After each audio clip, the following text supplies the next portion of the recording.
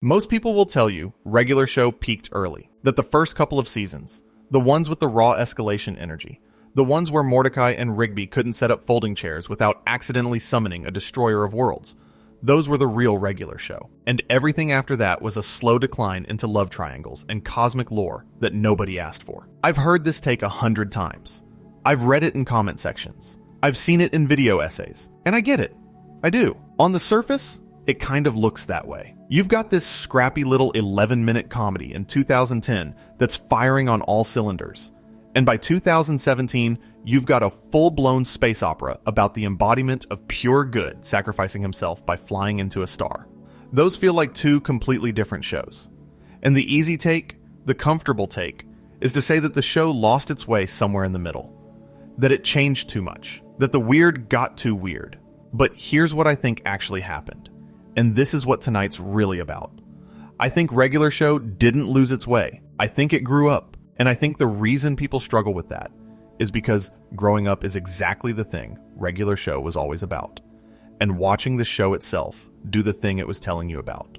Watching it evolve and mature and leave behind the comfortable patterns of its youth, that's uncomfortable. It's supposed to be uncomfortable. That's the whole point. Tonight we're going through all of it. Every season, every shift, every growing pain. From a 12-episode first season in September of 2010, all the way to that 3-part finale in January of 2017. 244 episodes. 8 seasons. The complete evolution of a show that started with 2 slackers finding a magical keyboard and ended with the death of innocence itself. And I'm going to make a case, a real case, that every single change this show went through, even the ones that frustrated you, even the ones that frustrated me, was part of something deliberate, something honest. Something that mirrors exactly what it feels like to stop being a kid and start being a person. So settle in, get comfortable. If you're watching this late at night, good. That's kind of the ideal scenario. And if you haven't subscribed yet, it really does help us keep making these long ones for you. I appreciate every single one of you who sticks around. All right, let's go back to the beginning. Or actually, let's go back to before the beginning. In 2005, a student at the California Institute of the Arts finished an animated short called The Naive Man from Lollyland. It was about an ambassador from a place called Lollyland visiting the United States for the first time, and things going very wrong when he tries to pay for a meal with lollipops. The student's name was JG. Quintel, James Garland. Quintel, if we're being formal about it. A kid from Hanford, California. This quiet agricultural town in the San Joaquin Valley, where, by his own admission, there wasn't a ton to do. And that short film, which took about 8 months to make, won both the Producer's Choice Award and the Student Animator Award at the 2005 Nicktoons Nicktoons Film Festival. That little lollipop man would eventually become Pops Maillard. But Quintel wasn't done at CalArts. Not even close. The next year, 2006, Quintel made another short at CalArts. This one was called 2 in the AM/PM. 2 clerks working the late shift at a gas station on Halloween night. They eat some candy that's been laced with something they definitely should not have been eating. And as the night spirals out of control, the characters hallucinate. They morph. And at one point during this acid trip that Quintel is animating for a college project, one of the characters transforms into a blue jay. Another becomes a gumball machine. Mordecai and Benson. Born from an LSD hallucination in a CalArts dorm room. A show that would eventually air on Cartoon Network, watched by millions of children, literally originated from animated drug use. And in 2007, Quintel entered that short into the 30th annual Spike and Mike's Sick and Twisted Festival of Animation. Because of course he did. That's the DNA of regular show. That's what was in the bones of this thing from the very first frame. The tension between the mundane and the absurd. Between the childlike and the adult. Between what something looks like on the surface and what's actually going on underneath. I sometimes wonder what would have happened if Cartoon Network had said no. If someone in a boardroom had looked at the pitch for regular show and said, the acid trip origin is too much. The references are too niche. This is too weird for our target demographic. And I think about all the shows that did get that rejection. The ones we never saw. The ones that might have been great, but never cleared the gatekeepers. Regular show getting greenlit was not a sure thing. It was a CalArts grad pitching a show about characters who literally originated from animated drug use, to a children's network, during a period when that network was struggling to find its identity after years of live-action experiments that diluted the brand. Quintel walked into that room with a pilot and a vision, and someone at Cartoon Network saw it. Someone said yes, and that yes changed animated television. The pilot, by the way, was called The Regular Show. It was produced in 2009 as part of Cartoon Network's animated shorts program. And if you watch it, you can see the DNA of everything that would follow. The tone is there. The escalation formula is there. Mordecai and Rigby's dynamic is there. It's rougher, less polished. But the instinct is right. And Cartoon Network picked it up for a full series order. From a pilot born from drug trip animations and college films about lollipop ambassadors. That's one of the greatest creative origin stories in television history. And here's where the dual story of Regular Show really starts. Because from the very beginning, this show was always running on 2 tracks at the same time. Track 1 is the comedy, the escalation. We just need to return this DVD, but now there's a time portal and also demons. Track 2 is something quieter. Something most people didn't notice at first, or at least didn't take seriously. Track 2 is the emotional truth underneath all that chaos. The growing up, the letting go. The friendships that change when the people in them change. And my argument tonight is that the evolution of Regular Show is the story of Track 2 slowly overtaking Track 1. Not replacing it, never replacing it, but rising gradually from subtext to text. From the background to the foreground. From something the show whispered to something it screamed. When Regular Show premiered on Cartoon Network on September 6th, 2010, with the episode The Power, it arrived in the middle of what people now call the Cartoon Network Renaissance. Adventure Time had premiered just 5 months earlier, in April. Young Justice and Symbionic Titan were on the way. After years of struggling with live-action experiments and declining viewership, Cartoon Network was suddenly fertile ground again. And Regular Show, from its very first 11 minutes, felt different from everything else on the network. Not better, necessarily. Different. Adventure Time was building a mythology. Regular Show was building a vibe. The Power was written and storyboarded by Quintel himself. The setup is about as Regular Show as it gets. Mordecai and Rigby are messing around in their room. They're wrestling with a doll named Beef Burrito. And they accidentally bust a hole in their wall. They need money to fix it, so they need a raise from Benson, so they need to do something impressive. And they find a mysterious keyboard that can warp reality. By the end of the episode, Skips has been accidentally sent to the moon. The whole thing pulled in 2.1 million viewers, and Quintel later called it his favorite episode of the entire series. Think about that, 244 episodes, and the creator's favorite is the very first one. I think there's something telling in that, because The Power is Regular Show at its most instinctive, before the lore, before the relationship drama, before the cosmic stakes, just 2 guys being idiots, in a park, and reality bending around them, because that's what this show does. I want to slow down for a second and talk about Just Set Up the Chairs, which is the second episode of the series. Because if The Power established the show's concept, Just Set Up the Chairs established its formula. Mordecai and Rigby are given one task. Set up chairs for a kid's birthday party. That's it. Set up chairs. And they get distracted. And they end up unleashing a monster that terrorizes the entire park. And by the end, the whole thing has gone apocalyptic. Chairs. A birthday party. The apocalypse. That's the escalation formula in its purest form. And every episode from here forward is some variation of this template. The mundane task. The distraction. The escalation. The stakes becoming cosmically disproportionate to the initial task. It's a formula that sounds like it would get old after 10 episodes. And it didn't. It stayed fresh for 8 seasons. Partly because the escalations got more creative. Partly because the emotional stakes underneath the comedy got higher. But mostly because the foundation, the thing that made it work every time, was the characters. You cared about them enough to follow them through another round of supernatural madness. And when they came out the other side, you were relieved. You wanted them to be okay. Even when they caused the problem in the first place. And here's what I need you to understand about Season 1. It was only 12 episodes. That's it. September to November of 2010. 3 months. And in those 12 episodes, Quintel and his team laid down every single rule that the show would spend the next 7 years, either following or deliberately breaking. The escalation formula. The mundane to cosmic pipeline. Benson's rage. Skip's knowing the answer to everything. Pop's being wonderfully, beautifully out of touch. Muscle Man's my mom jokes. Mordecai's hopeless crush on Margaret. All of it, established in 12 episodes. But what gets lost in the nostalgia for those early episodes is that they were also, quietly, setting up track 2. Even in season 1, the emotional undercurrent was there. Look at Mordecai and the Rigbys, the season finale. On the surface, it's about Mordecai lying to Margaret about being in a band. Classic Mordecai, right? Can't be honest about anything when it comes to this girl. But underneath that comedy is something the show would return to again and again.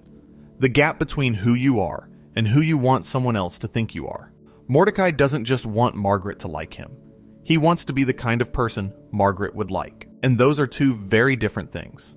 He's not there yet. He won't be for a long time. But the seed is planted in episode 12 of a 12-episode first season. Season 2 hit on November 29th, 2010, just a week after season 1 ended, with Hello Governor. 28 episodes this time.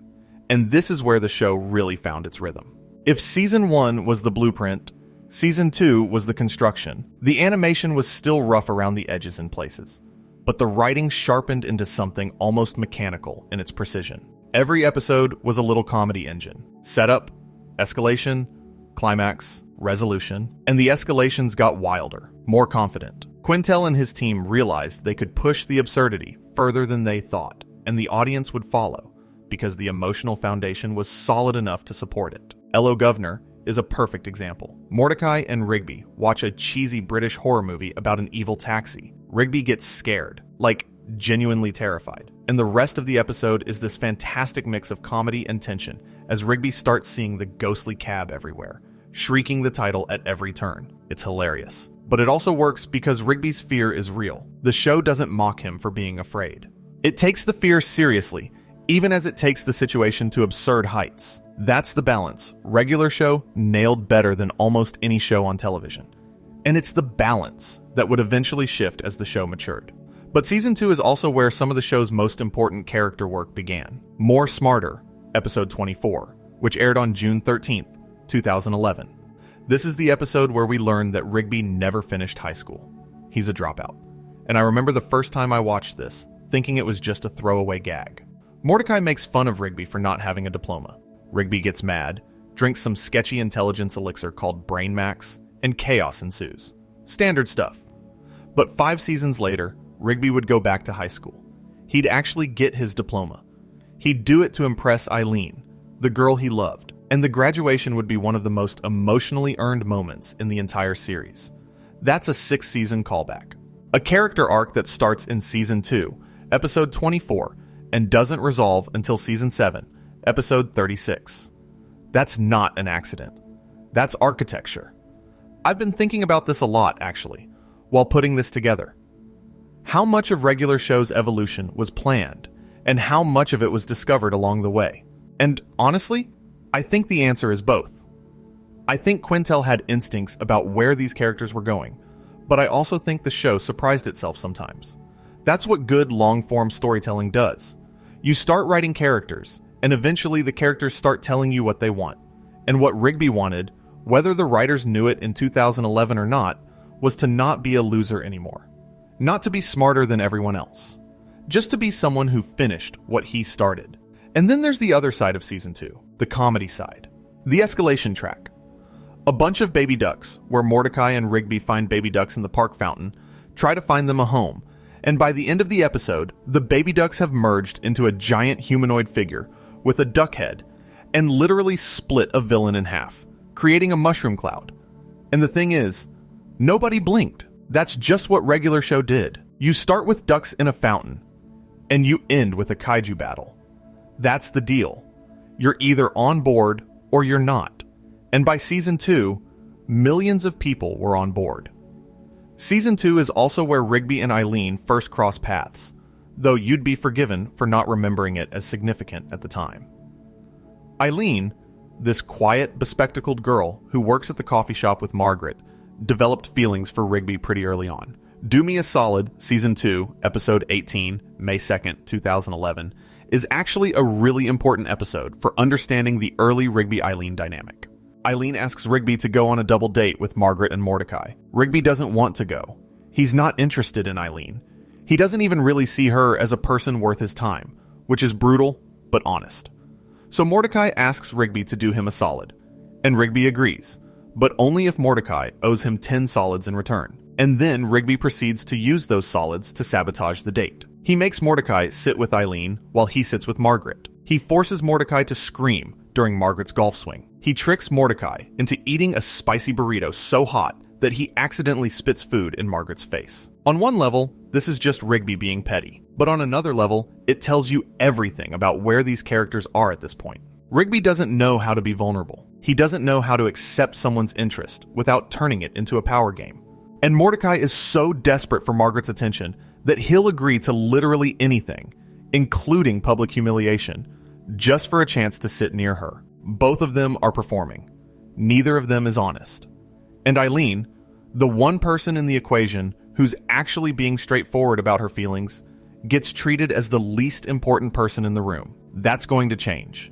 It's going to take 5 more seasons, but it's going to change. And while we're in season 2, I need to mention This Is My Jam, episode 13, because it's one of those episodes that perfectly captures what early regular show was doing. Rigby gets a song stuck in his head, an annoying, catchy, inescapable earworm. And eventually, the song physically leaves his head and manifests as a living, breathing, cassette tape-shaped creature that starts terrorizing everyone. That's the escalation. Song stuck in head becomes literal monster. But the episode also taps into something real, which is the way that certain songs from your past get lodged in your brain because they're connected to feelings you can't shake. The song isn't just music. It's an emotion that Rigby can't process. And when it physically separates from him, he has to confront it. That's regular show's escalation formula at its best. The mundane isn't just a launch pad for chaos. It's a metaphor wearing a costume. And you know what else Season 2 gave us? Wrap It Up.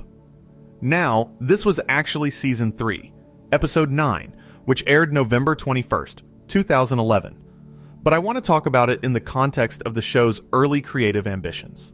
A group of rappers called the Crew insults Pops' poetry, and Pops challenges them to a rap battle. This could have been a forgettable comedy episode. But here's the wild part.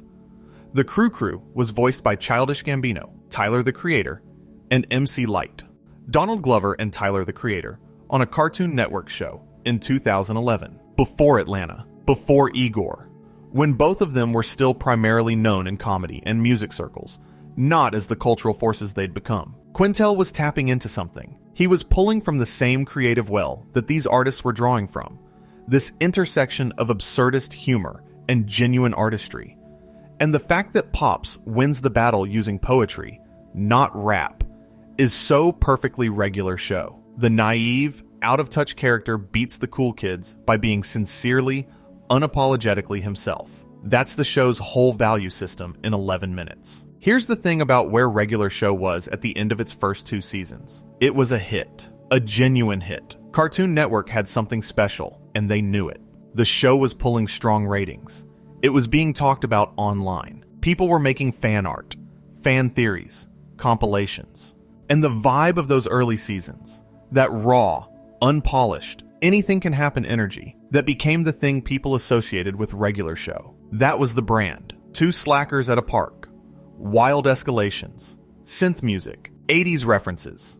Done. That's the show.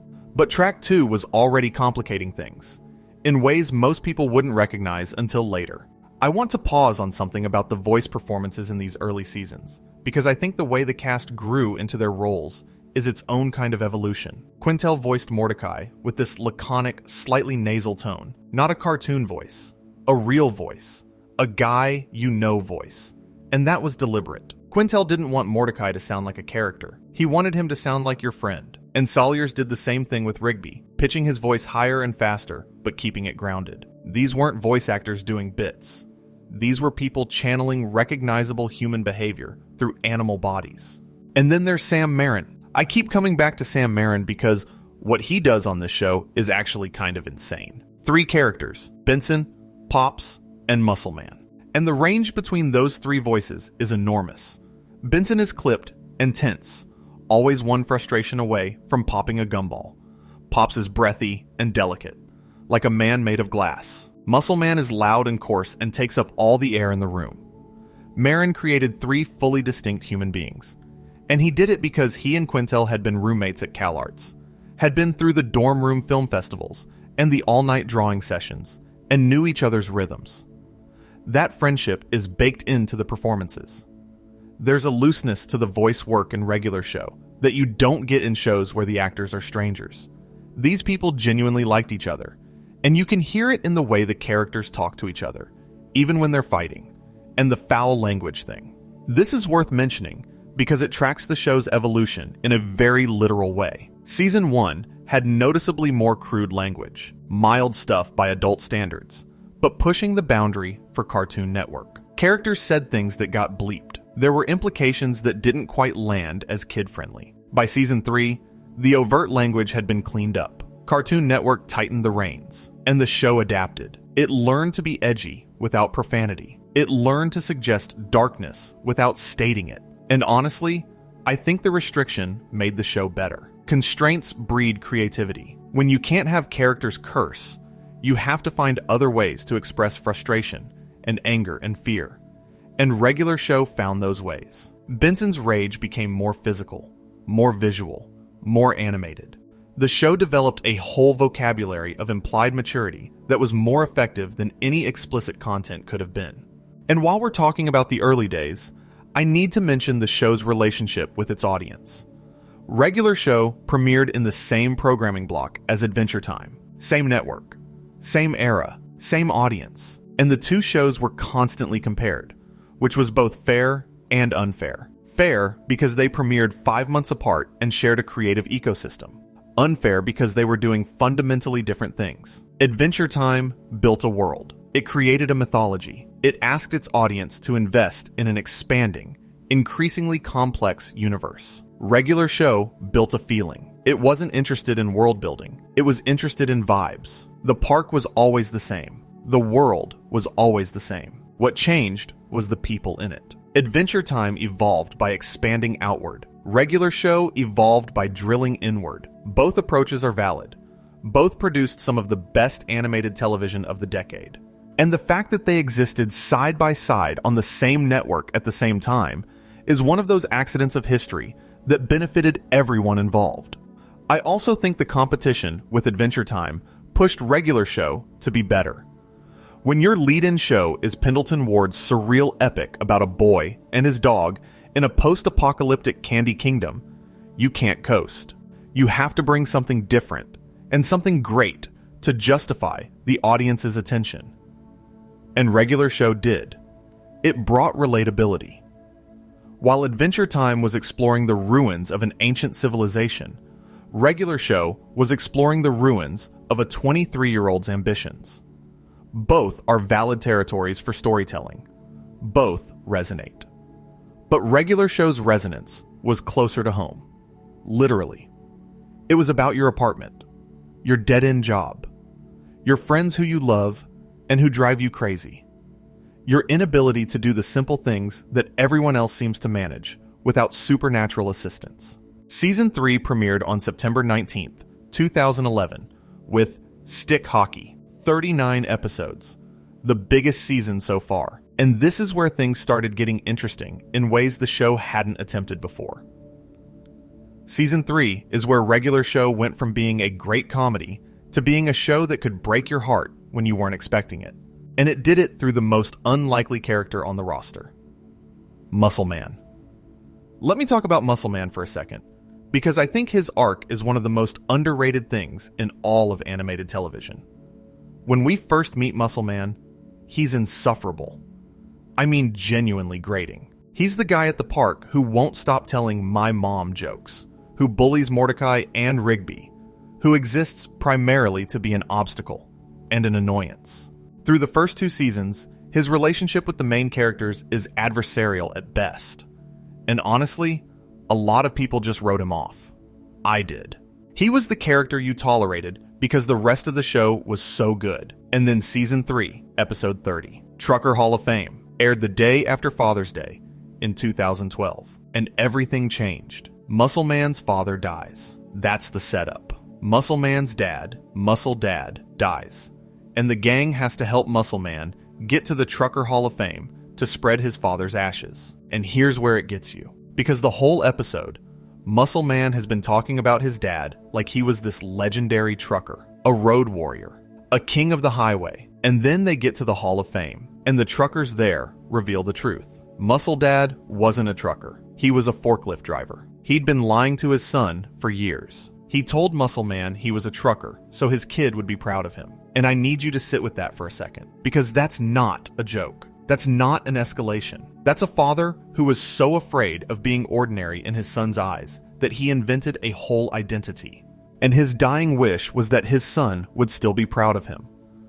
Muscle Man finds a letter from his dad that says the world is a harsh place, and he only did it to toughen Muscle Man up for when he'd be gone. And Muscle Man forgives him right there. No hesitation, no resentment. He forgives his dad for lying because he understands, in that moment, what the lie was about. It was about love.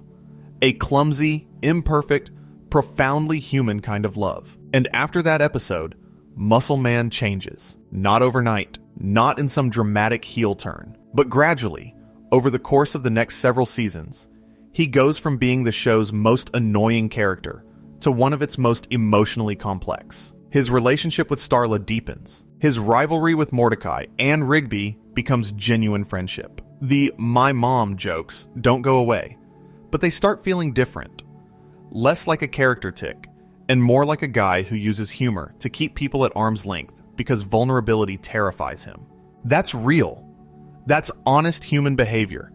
And it's coming from the green dude in the cutoff shirt who won't stop making crude jokes.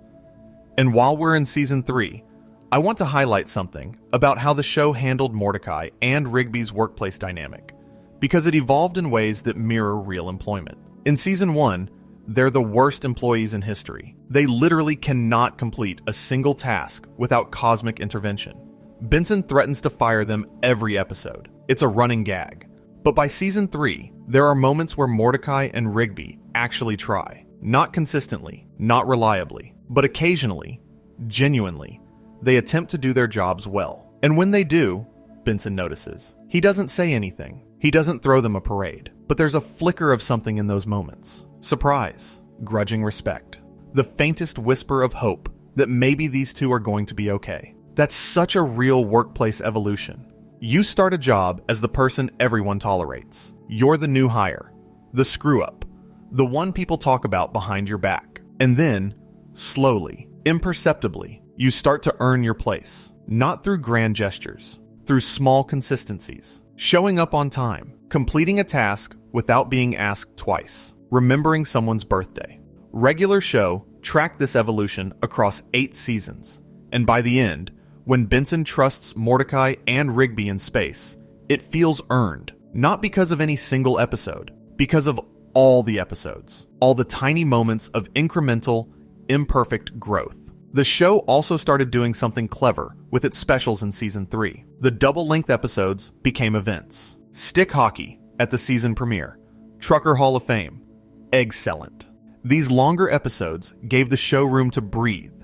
Room to develop emotional beats that couldn't fit in 11 minutes, and the audience responded. The specials consistently rated higher than the standard episodes. People wanted the deeper cuts. They wanted the show to slow down and sit with its characters. Even in these early seasons, even when the primary draw was the comedy, the appetite for emotional depth was there.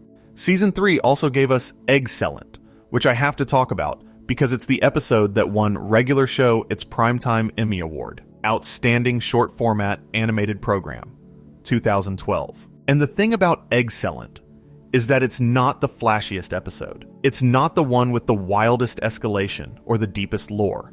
Mordecai has to eat a massive omelet at a restaurant to win Rigby a trucker hat, because Rigby tried to eat it himself and ended up in a coma. That's it. That's the plot. A trucker hat. But the reason it won an Emmy, and the reason it works as well as it does, is that the stakes feel real, even though they're absurd. Rigby could die. Mordecai is terrified. And the only thing he can do is eat this omelet. There's a training montage. Of course there's a training montage, because this is regular show, and the 80s are this show's emotional vocabulary. Mordecai trains to Bonnie Tyler's Holding Out for a Hero, and by the time he sits down at that restaurant, you're invested completely. Not because a trucker hat matters, but because Mordecai loves Rigby enough to put himself through something ridiculous. And that love, that friendship, is the realest thing this show ever produced. I keep coming back to that. And I think it's the key to understanding how regular show changed. The escalations were the hook. The friendships were the anchor. And as the show evolved, the anchor got heavier and heavier, until it was pulling the whole show into deeper water. And Season 3 is full of evidence for this. Look at Weekend at Benson's, the 12th episode of the season. Mordecai and Rigby are trying to help Benson fix a streetlight. They start fighting, and Benson falls off a ladder and gets knocked unconscious. Classic setup. They put sunglasses on him and try to get him home before anyone notices. Weekend at Bernie's with a gumball machine. But the episode takes this detour where they end up at Benson's neighbor Audrey's party, and for the first time, we see Benson outside of the park context. He has a life. He has a neighbor who thinks he's interesting. He has potential for romance that exists entirely separate from Mordecai and Rigby's chaos. And by the end, Benson has Audrey's phone number, and you realize the show just did something subtle. It gave Benson dimensionality. He's not just the angry boss. He's a guy who might be lonely, who might want connection, who's been so consumed by the frustrations of managing the park that he hasn't had room for anything else. Season 3 also introduced the Terror Tales of the Park tradition. The first one aired on October 10th, 2011, as episode 4 of the season. Inspired by The Simpsons' Treehouse of Horror, these were anthology-style Halloween specials where the characters take turns telling scary stories. 3 stories per special, non-canon, meaning characters could die and the consequences wouldn't carry over. And the show would keep doing these every year, right through to the final season. 6 Terror Tales episodes in total. And they're a fascinating window into the show's tonal range, because they gave the writers permission to go places the regular episodes couldn't. Horror, body horror, genuine dread. The kind of stuff that makes you realize regular show's creative team had a lot more darkness in them than the standard 11-minute format usually allowed. The Terror Tales episodes also evolved with the show, by the way. The early ones are pure comedy horror. Silly scares, funny twists. By the later seasons, the stories get darker, more atmospheric, more willing to leave you unsettled. Even the annual Halloween special couldn't escape the show's gravitational pull toward emotional weight. But for my money, the most important thing Season 3 did for the show's evolution is something less dramatic than Muscle Man's dad dying, or Mordecai's almost kiss. It's the way the show started using Mordecai and Margaret scenes to build genuine romantic tension instead of just using Margaret as a punchline. Camping Can Be Cool, Episode 5, October 17th, 2011. They go camping with Margaret and Eileen, and the episode has these moments where Mordecai and Margaret actually talk, not through a screen of anxiety and stammering. Real conversation. And Eileen, in the background, impresses Rigby by starting a fire without matches. And Rigby says, "That's cool. It's so small. Such a nothing moment." But it plants a seed that won't bloom for years. The show was playing a long game with these relationships, and Season 3 is where you can first feel it if you know where to look. Bad Kiss closed out Season 3 on September 3rd, 2012. It's the season finale, and it's about Mordecai finally kissing Margaret. Or almost kissing her, or kissing her badly, or using time travel to undo a bad kiss. It's complicated. The short version is that Mordecai gets a bad kiss because of chili dog breath, tries to time travel to fix it, and ends up in a situation where the kiss never happens at all. He walks away without the kiss, and it's played as a kind of bittersweet ending. Not a tragedy, not a triumph, just a thing that didn't happen yet. I need you to think about what Bad Kiss says about Mordecai's character at this point in the series. He gets a kiss, a real, actual kiss, with Margaret. And instead of accepting it as it is, flaws and all, chili dog breath and all, he tries to fix it. He reaches for time travel. He reaches for a do-over. He can't accept an imperfect moment. He can't let the messy, human, slightly gross reality of a first kiss just be what it is. He needs it to be perfect. And in trying to make it perfect, he erases it entirely. He ends the episode with no kiss at all. And I think that tells you everything about where Mordecai is as a person at the end of season 3. He's so afraid of imperfection that he'd rather have nothing than something flawed. And that fear, that need for the perfect outcome, is what drives his romantic disaster across the next 3 seasons. Mordecai doesn't mess up because he doesn't care. He messes up because he cares too much, in the wrong way, about the wrong things. He cares about the kiss being good instead of caring about the person he's kissing. He cares about the relationship being right instead of caring about the person he's with. And it takes him until the end of the series to learn the difference. But here's what's also interesting about Bad Kiss in the context of the show's evolution. Season 3 is the last season where the romance stuff feels mostly light. After this, Mordecai's love life becomes one of the show's central concerns. And I know that's the part where some of you check out. I know. The Mordecai-Margaret-CJ love triangle is, for a lot of fans, where regular show lost the plot. And we're going to get into that. We are absolutely going to get into that, because I think there's a more interesting conversation to have about it than the one most people have. But not yet. For now, just notice that Season 3 ends on a kiss that doesn't happen. And hold that thought, because Season 4 opens with the exact opposite energy. Exit 9B, October 1st, 2012. A half-hour special. And this episode is basically regular show standing up and saying, we are a show now, not a quirky little comedy. A show with continuity, with consequences, with a past that matters. The setup is insane, and I mean that as a compliment. The park is destroyed. Everyone has been brainwashed, except Mordecai and Rigby. And the villain is Garrett Bobby Ferguson Jr., the son of a character from a previous episode called High Score, who has opened a portal to bring back every single villain the gang has ever faced. Everyone. And this is where the show's commitment to continuity pays off in a way that's genuinely thrilling. Because these aren't random villains. They're callbacks. Every face in that army is an enemy the audience has met before, in specific episodes, in specific contexts. And if you've been watching from the beginning, seeing them all gathered in one place is like watching your life flash before your eyes. Every bad decision Mordecai and Rigby ever made, every conflict they sparked, every monster they angered, it's all standing in front of them, demanding a reckoning. And the heroes who show up to help are callbacks too. Gary, Death, Tecmo, the god of basketball, the guardians of eternal youth. Characters who had been allies in previous episodes now returning because the park needs them. And the message is clear. The connections you build matter. The people you helped along the way, remember. And when the darkness comes, and it always comes, you're not alone.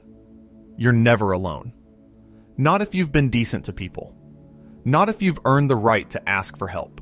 Thomas, the new intern, gets introduced in this season. Every villain shows up. Everyone. From across the entire series. It's a villain crossover event in a show about park groundskeepers. Skips summons allies. The god of basketball shows up. It's massive. And it's also the first time regular show felt genuinely epic. Not accidentally epic. Like when Baby Ducks merged into a kaiju. Deliberately epic. Intentionally raising the stakes beyond what 11-minute episodes usually allow. And this is where the dual track thing gets really clear. Because Exit 9B is simultaneously the most over-the-top thing the show had done to that point, and also a statement about growth.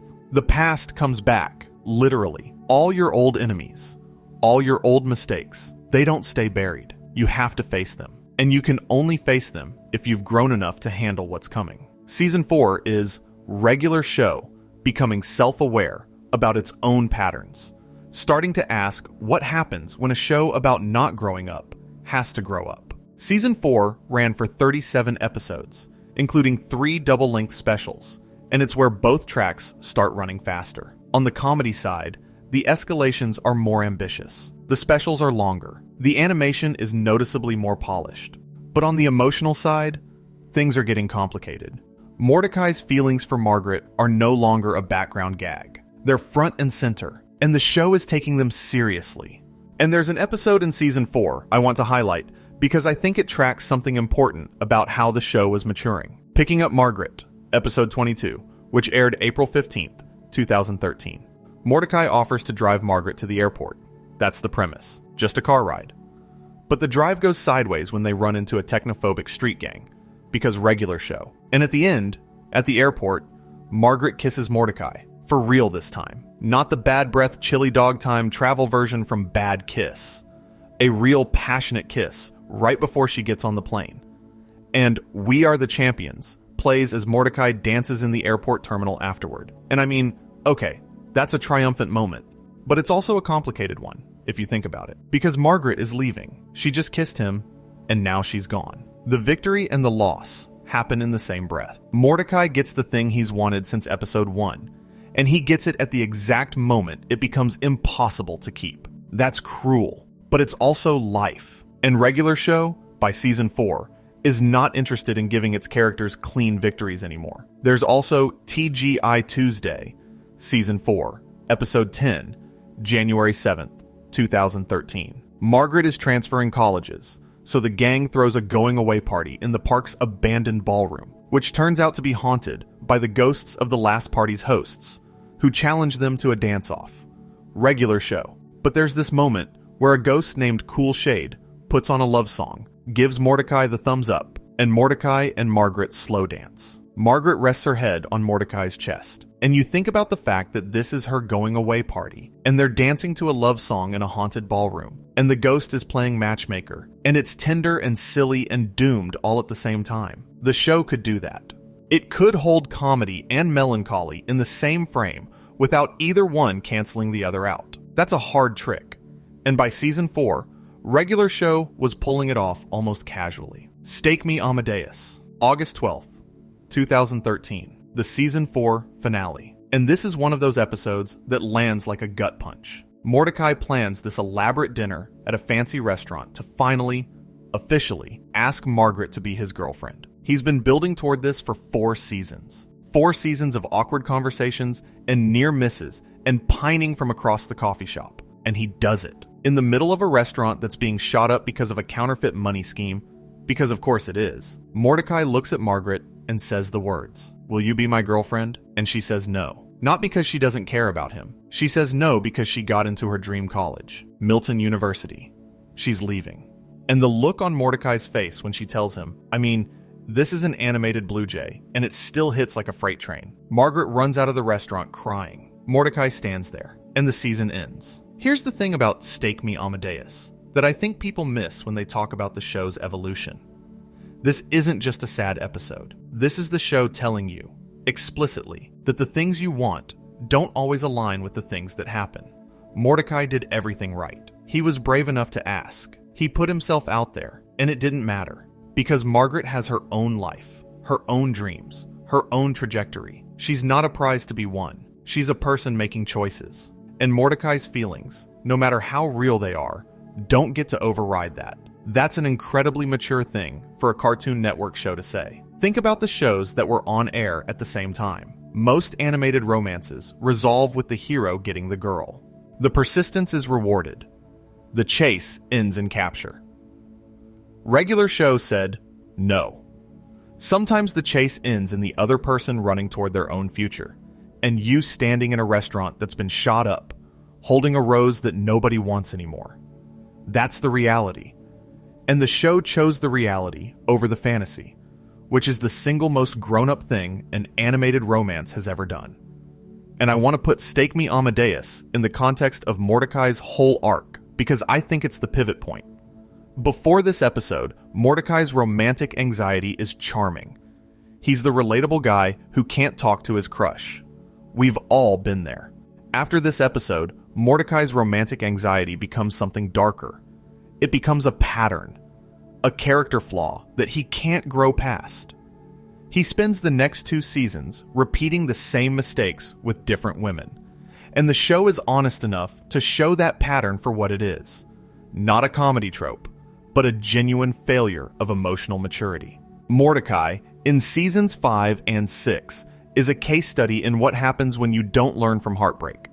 When you carry the wound forward and let it contaminate everything new. That's real. That's a thing that happens to real people. And regular show committed to showing it, even when it made the show's most sympathetic character temporarily unsympathetic. And it's also the moment where a lot of viewers started getting uncomfortable. Because up until now, the emotional stuff had been seasoning. Flavor on top of the comedy. After Stake Me Amadeus, the emotional stuff starts becoming the meal. Season 5 premiered on September 2nd, 2013, with Laundry Woes, 37 episodes. And look, I'm going to be honest with you here, because I think honesty is more interesting than cheerleading. Season 5 is where the show stumbled. Not catastrophically, not in a way that ruined anything permanently.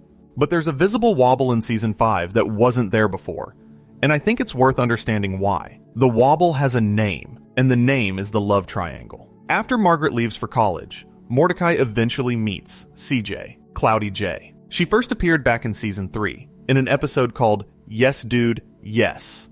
But she becomes a major character in Season 5. And here's the thing, CJ is great. She's fun. She's confident. She's into Mordecai, and she doesn't play games. She's basically everything you'd want for Mordecai after the Margaret heartbreak. They reconnect at a New Year's Eve masquerade party. They agree to start over as friends, and they gradually become a couple. It's organic, it's sweet, and then Margaret comes back. Now, the show doesn't immediately blow everything up, but the tension is there from the moment Margaret returns. And over the course of Seasons 5 and 6, that tension becomes the dominant storyline. Mordecai's caught between his lingering feelings for Margaret and his real, good, present relationship with CJ. And CJ can see it happening. She can see Mordecai light up when Margaret's around. She can see him being careful in ways he shouldn't have to be if he were really over it. And the show commits to this. It doesn't resolve it quickly or cleanly. It lets it be messy. And I think the messiness is actually the most realistic thing regular show ever did. But I also think it was the wrong story for this show to tell in this much detail at this point in its run. Here's why. Regular show's core audience came for the escalation comedy. They stayed for the heart. But the heart was always something the show delivered in concentrated doses, between the laughs. When the romantic drama started consuming multiple episodes in a row, when Mordecai's anxiety about seeing Margaret became the plot of episode after episode, when the formula became Mordecai and friends go somewhere, Mordecai gets nervous about Margaret. Rigby gives him advice. Something happens. Well, it started to feel like a different show. The comedy suffered, not because the writers forgot how to be funny, but because the emotional bandwidth was being eaten up by a love triangle that, while honest, was also repetitive. I've rewatched these seasons more times than I care to admit while putting this together, and here's my honest assessment. Season 5 has some genuinely great episodes. Skip's Story, episode 22, is a half-hour special that reveals Skip's entire backstory, and it's one of the most devastating pieces of television regular show ever produced. The revelation that Skip's real name is Walks, that he had a high school sweetheart named Desdemona, or Mona, who used to skip around with him, that she died saving his life when a villain named Clorgbane attacked, that the Guardians of Eternal Youth gave him immortality so he could fight Clorgbane every 157 years, and that he changed his name from Walks to Skips after her death, so that every time he moved, he would remember the girl he loved. I mean, come on. That's one of the most achingly sad origin stories in animation. Mark Hamill, who voices Skips, delivers the whole thing with this quiet weight that just levels you. Hamill later named Skips as one of his favorite voice roles ever, and when you hear the way he plays that backstory, you understand why. There's no hamming it up. No scenery chewing, just an immortal Yeti telling you about the girl he lost centuries ago, and you're lying there in the dark, trying not to think about the people you've lost touch with. Let me tell you about the Season 5 premiere, actually, because it sets the tone for everything that follows. Laundry Woes, September 2nd, 2013. Mordecai finds Margaret's sweater in the laundry. She left it behind. And instead of just mailing it back to her like a normal person, Mordecai drives 20 hours to Margaret's college to return it in person. 20 hours for a sweater. And when he gets there, he sees Margaret happy, making friends, living her life, moving on. And he realizes he can't hold on to this anymore. He leaves the sweater and drives home. And I think about how different that is from The Power. In episode 1, Mordecai uses a magic keyboard to avoid consequences. In Season 5's premiere, he drives 20 hours to accept them. That's growth. That's real, painful, unglamorous growth. And the fact that the episode is called Laundry Woes, and it's actually about a man confronting the end of his first love, is so perfectly regular show. The mundane title hiding the emotional gut punch. The escalation isn't physical this time. It isn't supernatural. It's just a long, quiet drive and a sweater that smells like someone you miss. Season 5 also gave us Dodge This, episode 15, which aired January 13th, 2014. The park crew enters a dodgeball tournament, and Mordecai discovers that CJ, the girl he accidentally kissed on New Year's Eve, is on a competing team. And the episode ends with Mordecai and CJ teleported to the Intergalactic Dodgeball Council, where through flashbacks, they both realize they were embarrassed by the kiss and assumed the other person was angry. They agree to start over as friends, and the episode is funny and weird and has dodgeball battles in space. But it's also the beginning of Mordecai's second attempt at romance, his second shot. And it starts with miscommunication. It starts with both people being too scared to be honest about what they felt. Which is, now that I think about it, a pretty clear preview of how the whole CJ relationship would eventually unravel. I also want to talk about something else that happened in Season 5, in terms of the show's voice cast dynamics. Because the voice cast of regular show is genuinely one of the most interesting in animated television. And by Season 5, the actors had been living with these characters for half a decade. Quintel voiced Mordecai himself, along with High Five Ghost. William Salyers, a character actor from Oklahoma, who also voiced Dr. Octopus in Marvel's Spider-Man game, and Mordin Solus in Mass Effect 3, played Rigby. And Sam Marin, Quintel's classmate from CalArts, the guy who was right there with him in that dorm room when they were throwing title names into a hat, voiced 3 characters. 3. Benson, Pops, and Muscle Man. 3 completely different voices.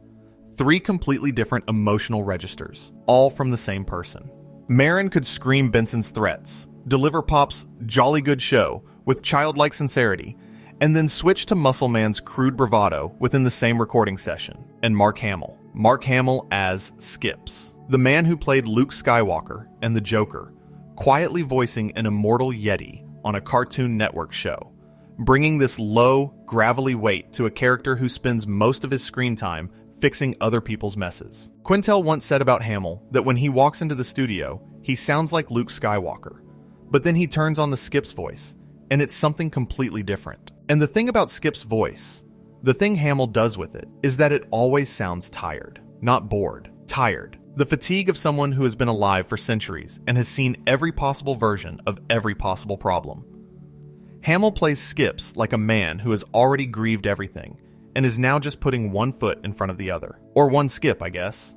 And when you get to Skip's story and learn about Mona, about the girl who died because of him, Hamill's performance retroactively colors every Skip scene in the series. He was always carrying that weight. You just didn't know what it was called. So Season 5 isn't bad. It has peaks, high peaks. But the valleys between those peaks are filled with relationship drama that feels like it's spinning wheels. The same conversations repeated, the same anxieties rehashed. And the escalation comedy, the track 1 stuff, starts feeling like it's getting less oxygen. That's the trade-off the show made, whether intentionally or not. More emotional depth, less comedic freedom. And for a lot of viewers, that trade wasn't worth it. But here's what I want to push back on, because the common take is that regular show declined during this period. And I don't think that's entirely fair. I think what happened is more interesting than decline. I think the show went through an awkward phase. The way people go through awkward phases. It was trying on a new identity. It was asking questions about what kind of show it wanted to be. And some of those experiments worked, and some of them didn't. And that's exactly what happens when you're growing. Remember what I said at the beginning about the 2 tracks? This is where that framework matters most, because the common criticism of Seasons 5 and 6 is that they got worse. But I think what actually happened is that the tracks got out of sync. Track 1, the comedy, slowed down. Track 2, the emotion, sped up. And the audience, which had been used to track 1 leading and track 2 following, got disoriented. The show felt different because the balance was off. Not because the quality disappeared, but because the emphasis shifted in a way that felt jarring if you were primarily tuned into the comedy frequency. This is important because it reframes the conversation. The question isn't, did regular show decline? The question is, did regular show change in a way that its audience was prepared for? And I think the answer is no. The audience wasn't prepared, because the audience, like the characters, was being asked to grow up faster than they wanted to. And nobody handles that gracefully. Not the characters, not the show, not the people watching. Track 2 has been rising this whole time. The emotional truth has been getting louder. And the love triangle, for all its frustrations, is the show committing to that track more fully than ever before. Mordecai's romantic failures aren't random drama. They're a character study of a guy who doesn't know what he wants, who confuses comfort with love, who's terrified of being alone, but also terrified of being with the wrong person, who, if we're being really precise about it, is afraid of himself, afraid of his own desires, afraid that if he commits to one person, he'll lose something he can't name. And the tragedy is that by trying to keep every option open, by refusing to choose, by hovering between Margaret and CJ, and hoping the universe would make the decision for him, he loses both. That's not bad writing. That's devastatingly accurate writing about a specific kind of emotional paralysis that I think a lot of people, particularly young men in their 20s, recognize in themselves, but can't articulate.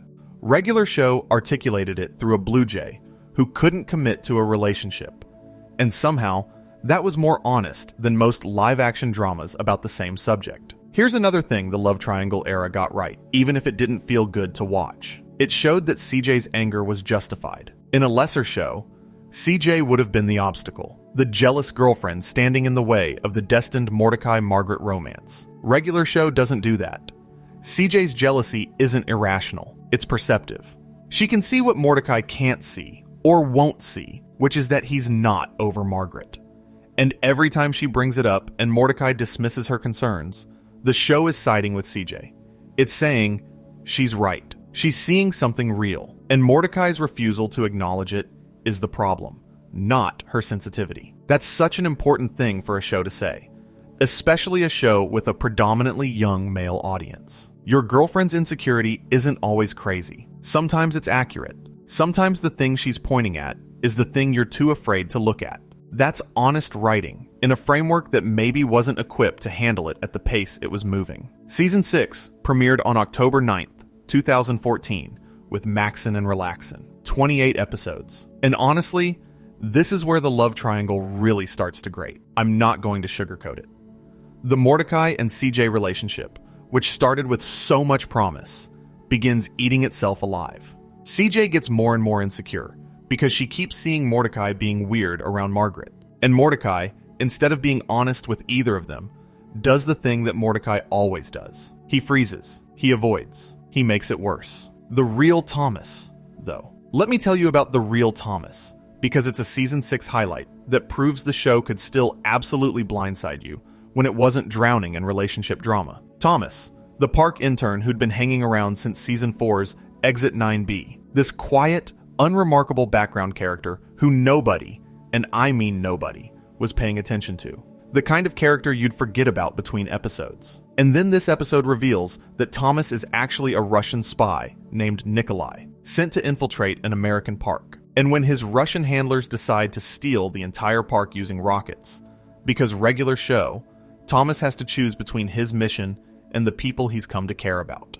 He chooses the park crew. He saves them. And then he has to disappear forever, because he's now a traitor to his home country and a fugitive in the one he's been hiding in. He ends up in Montreal, running a video store that only rents spy movies. That's such a Regular Show ending, right? Funny and sad at the same time. A guy who was never supposed to care about anyone learning how to care, and then losing everything because of it. Thomas's arc is, in miniature, the whole thesis of the show. Caring is a risk. Connection is a risk. But the alternative, staying distant, staying in character, staying safe, that's worse. And while we're in Season 6, I need to address Merry Christmas Mordecai, Episode 10, which aired December 4th, 2014. Because this is the episode where the love triangle went from simmering to full boil. And it's the episode that, for a lot of fans, crossed a line. It's a Christmas party at Eileen's house. Mordecai is there with CJ. Margaret is there too.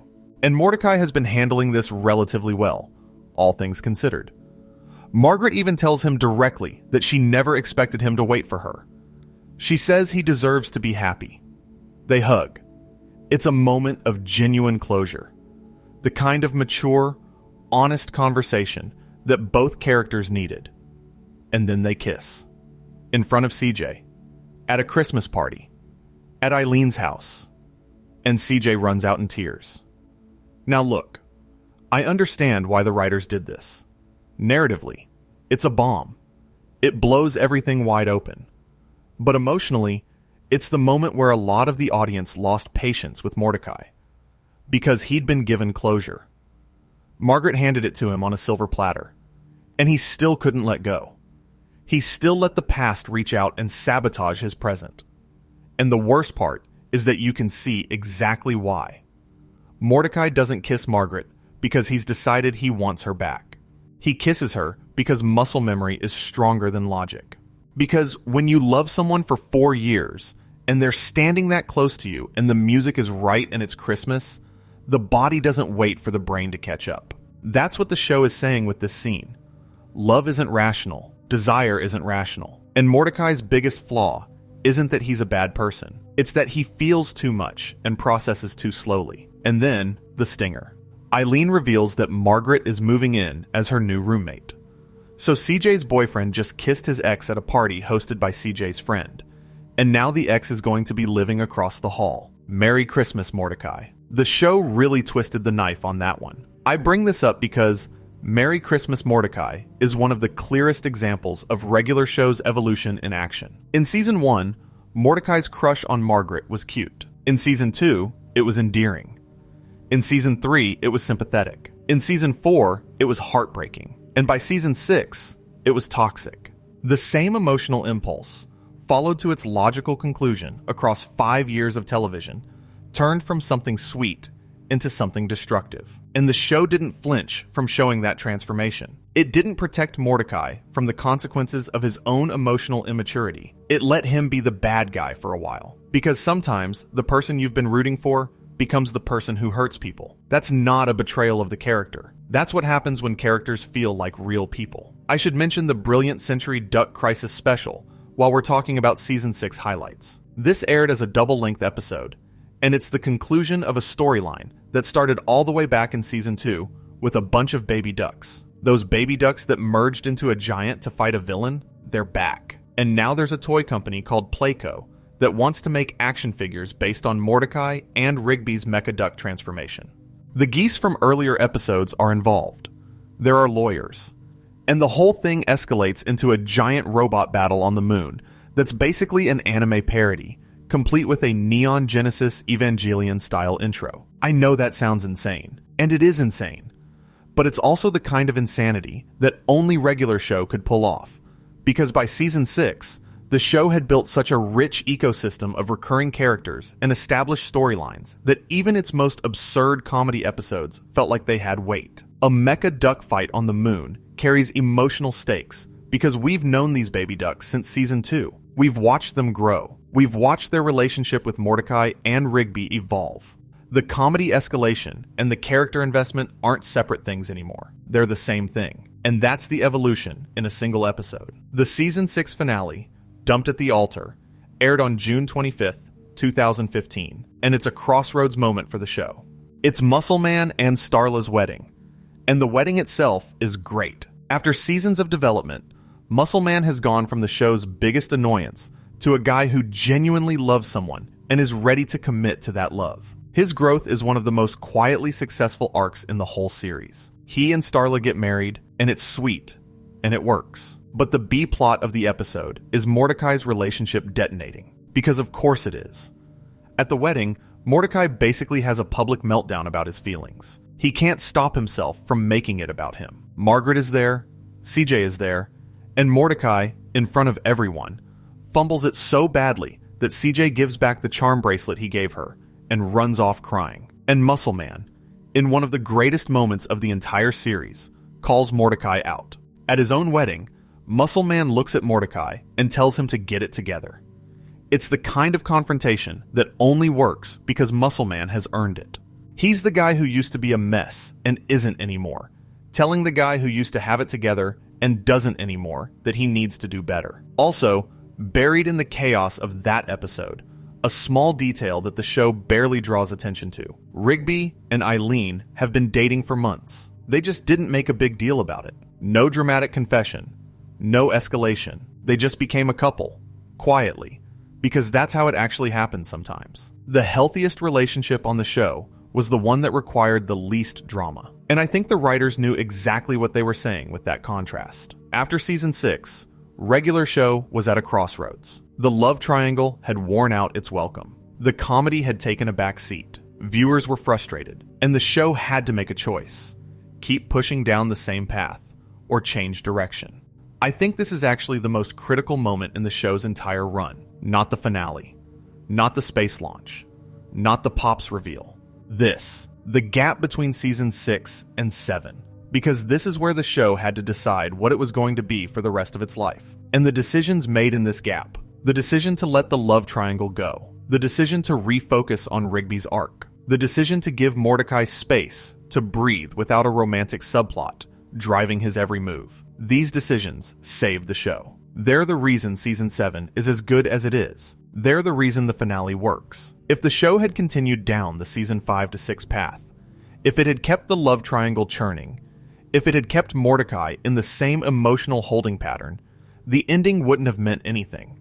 Mordecai's piece in the finale is only meaningful because the show let him earn it by first letting him be alone. And this is something I think about in terms of how shows get made. Writers' rooms have conversations. Producers give notes. Networks push back. And somewhere in the machinery of television production, between season 6 and season 7, someone made the right call. Someone said, enough with the love triangle. Someone said, let Mordecai grow up. Someone said, it's time for this show to figure out what it's really about. And maybe that someone was Quintel himself. Or maybe it was a collaborative realization. But whoever made that call, they deserve credit for giving regular show the space to become what it became. Season 7 changed direction. Dumptown, USA. Season 7, Episode 1, June 26th, 2015. And the title tells you everything. Mordecai is in a bad place after the wedding disaster. And for the first time in the series, he makes a decision that feels genuinely mature. He decides to stop. To just stop with the romantic anxiety. To take a break from caring about who he's with and learn to be okay being alone. The show literally sends him to a place called Dumptown, surrounded by other heartbroken guys, and Rigby has to pull him out. But when Mordecai comes back, something is different. He's not fixed, he's not over it, but he's done making it everyone else's problem. And season 7 breathes. You can actually feel the relief in the writing. The show exhales. With the love triangle resolved, or at least shelved, regular show rediscovers its comedy legs. The episodes get fun again. The escalations return with renewed energy. Characters who had been sidelined by the romance drama get time to shine again. Rigby takes center stage more often, and his arc, the one that started way back in season 2 with More Smarter, finally starts paying off. You know what season 7 reminds me of? It reminds me of a person who just got out of a messy relationship and suddenly remembers all the things they enjoy. Like, the show looked around after the love triangle and went, oh right, we used to be fun. We used to let Mordecai and Rigby go on adventures without everything circling back to who Mordecai has feelings for. We used to let Benson have subplots. We used to let the park be a character. And season 7 does all of that. It's a return to form, but not a regression. The show doesn't pretend the last 2 seasons didn't happen. It builds on them. Mordecai's decision to stop chasing romance doesn't erase his growth. It is his growth. For the first time, he chooses himself. He chooses the park. He chooses his friends. And the result is a season that feels lighter but deeper at the same time. Freer, less burdened. And that's an important distinction. Because a lot of shows, when they realize a storyline isn't working, they just drop it. Pretend it never happened. Regular show didn't do that. It folded the failure into the character. Mordecai's romantic disasters became part of who he is. Part of why he eventually finds peace. You can't get to the Mordecai who's calm enough to meet Steph at an art gallery without first going through the Mordecai who kissed his ex at a Christmas party in front of his girlfriend. The disasters are the path. That's what growing up means. You don't skip the embarrassing parts. You survive them and come out different on the other side. Rigby goes back to high school. And I want to stop on this because it's one of the most important storylines in the entire series, and it doesn't get talked about enough. This could have been a joke. The show could have played it entirely for laughs. Rigby, this chaotic little raccoon, sitting in a classroom with teenagers, trying to get his diploma. The visual alone is comedy gold. You've got a character who spent 6 seasons actively avoiding responsibility, now voluntarily subjecting himself to homework and tests, and the social humiliation of being the oldest kid in class. There's a version of this storyline that's pure slapstick. Rigby cheats on tests. Rigby gets detention. Rigby learns nothing and drops out again for the 3rd time. But that's not what happened. They didn't play it just for laughs. They played it for real. Because this is regular show, and by season 7, track 2 is fully in the foreground. Rigby goes back because he wants to be better. Not for Mordecai. Not because anyone told him to.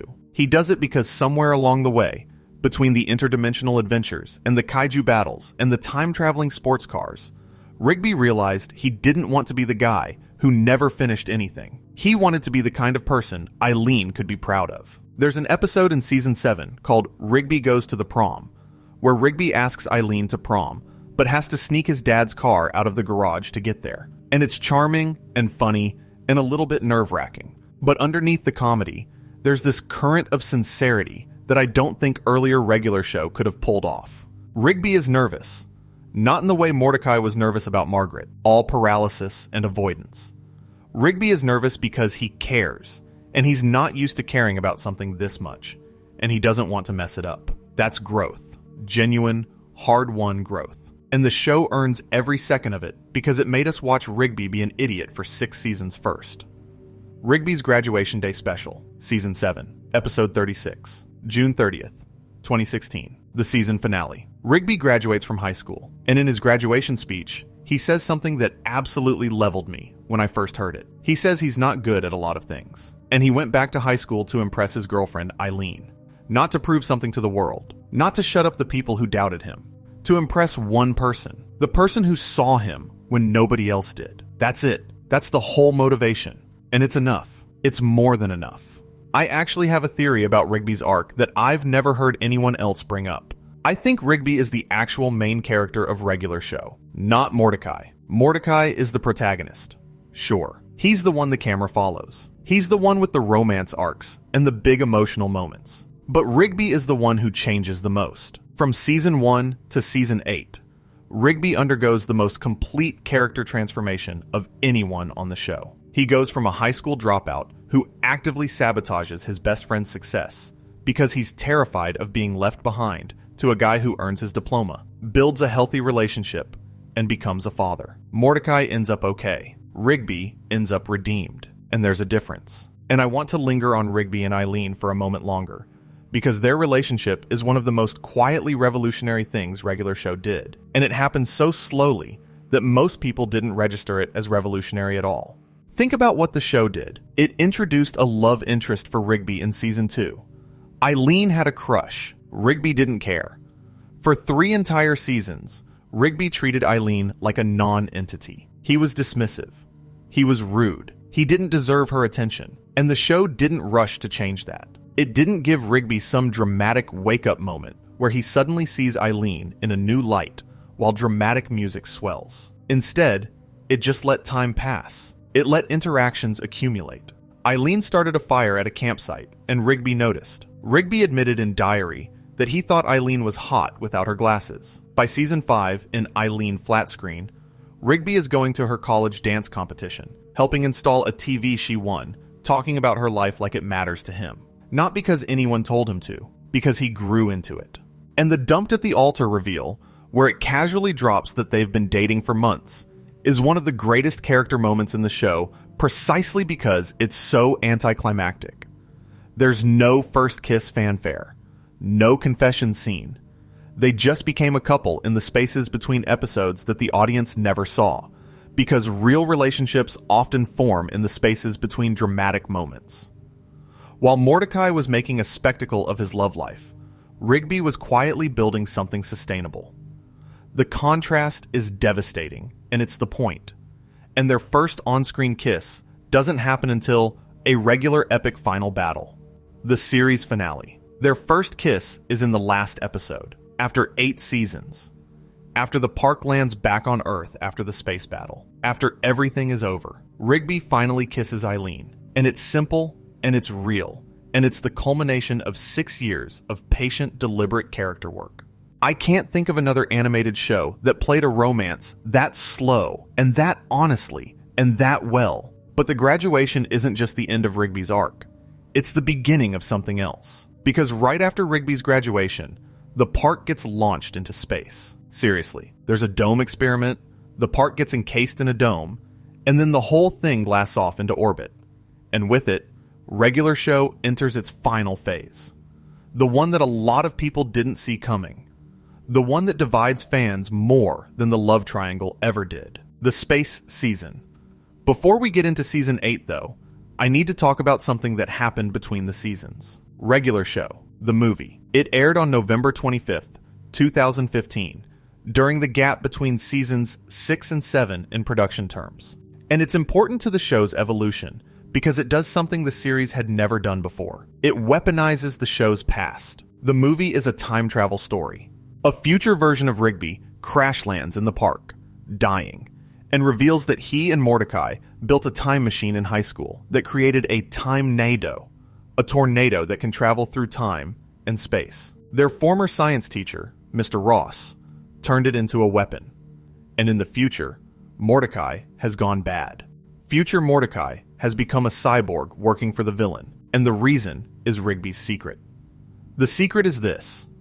When they were in high school, Mordecai got accepted to college university. Rigby didn't. But instead of accepting that, Rigby forged Mordecai's rejection letter. He faked it so that Mordecai would think he didn't get in either, and they'd both stay together.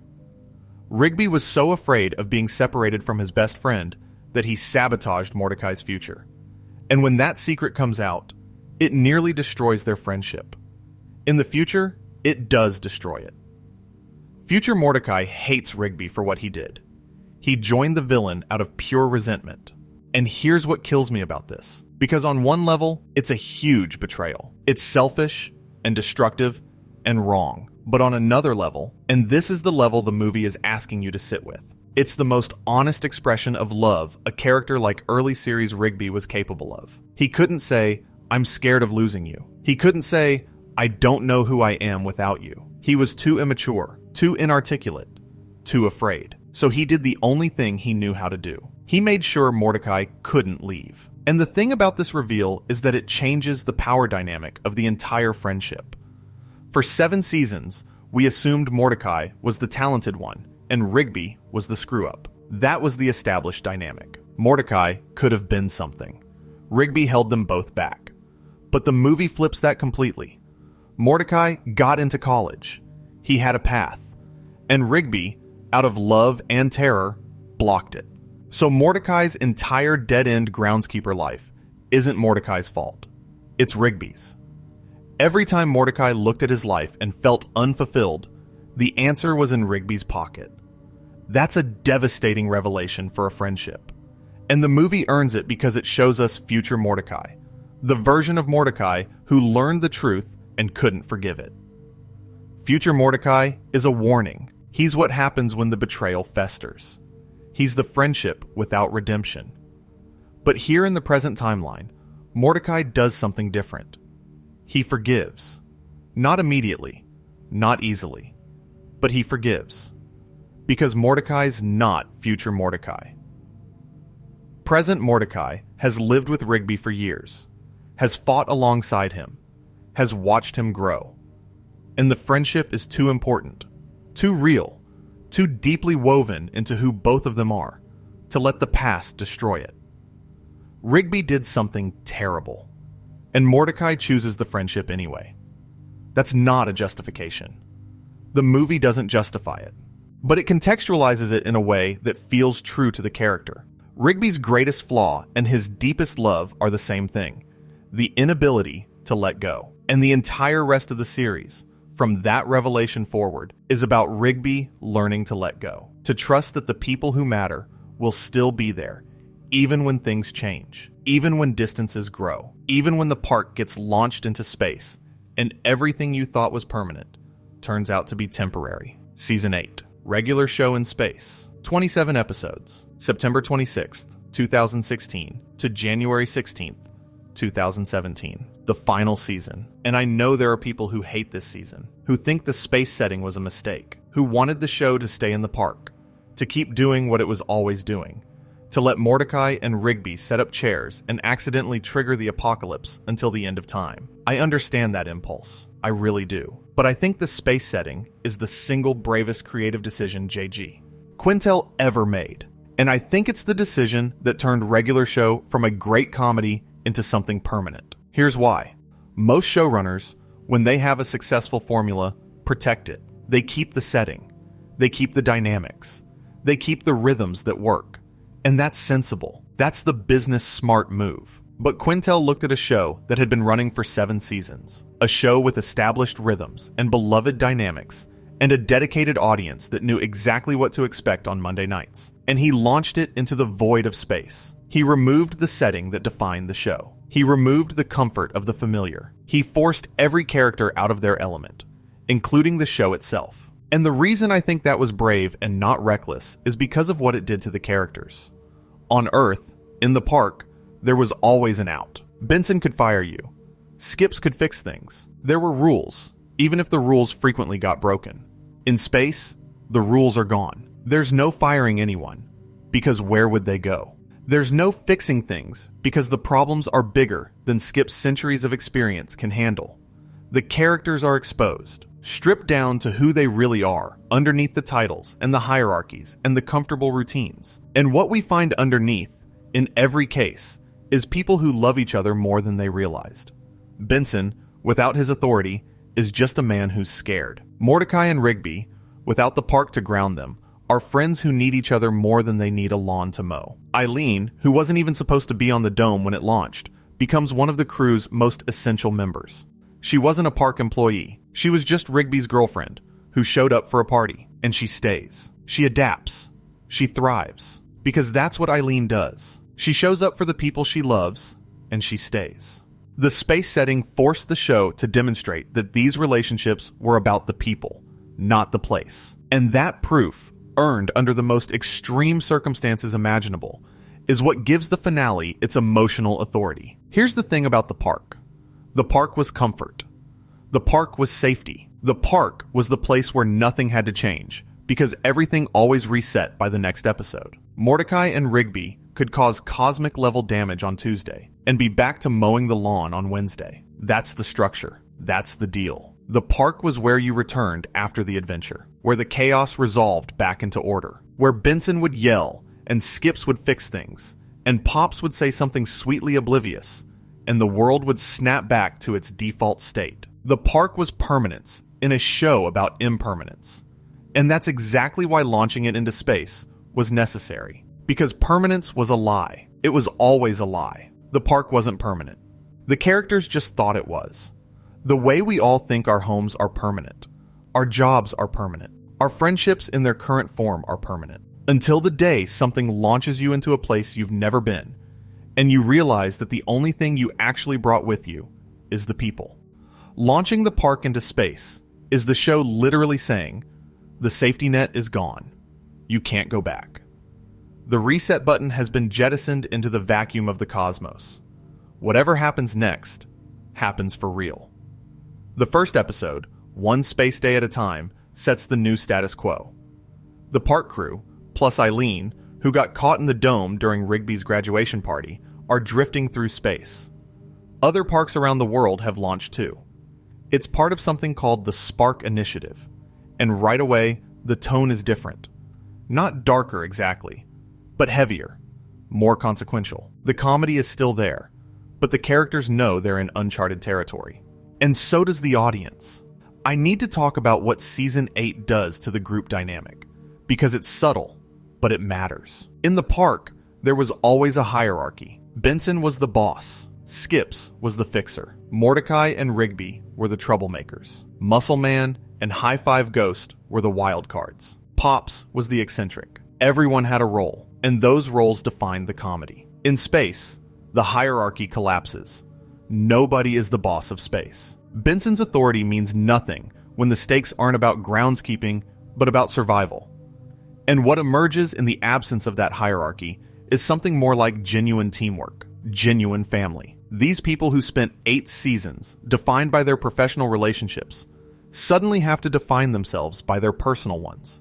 And it turns out, when you strip away the jobs and the rules and the park and the grass and the carts and the chairs that need setting up, what's left is love. These people love each other. They die for each other. And Season 8 puts that to the test. There's an episode called Alpha Dome, episode 18, where the park team discovers the Alpha Dome, the first dome ever sent into space. And finding it is like finding a ghost story in the middle of a science fiction show. It's a relic, a warning, a reminder that other people tried this before and it didn't work out. And the episode uses that discovery to build tension, to make the audience wonder if the park crew is headed for the same fate. And it works because by this point in the show, we care. We are invested in these characters in a way that Season 1 couldn't have achieved. Season 1, Mordecai and Rigby were funny. Season 8, Mordecai and Rigby are people we don't want to lose. Season 8 also does something interesting with the pacing. Earlier seasons were almost entirely episodic. Each episode was its own self-contained story. You could watch them in any order and not lose much. Season 8 becomes genuinely serialized. Episodes connect. Plot threads carry over. The fight with Antipops builds across the entire season.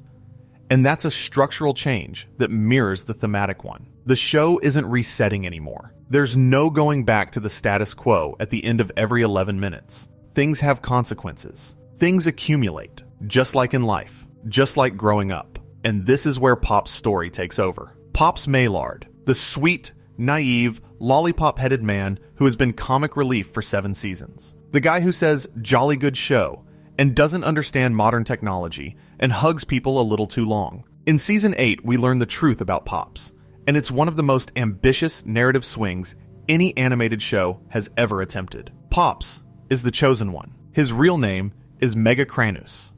He was born on the planet Lollyland as the embodiment of pure good, and his existence created a counterbalance. His twin brother, Antipops, also known as Malum Cranus, the embodiment of pure evil.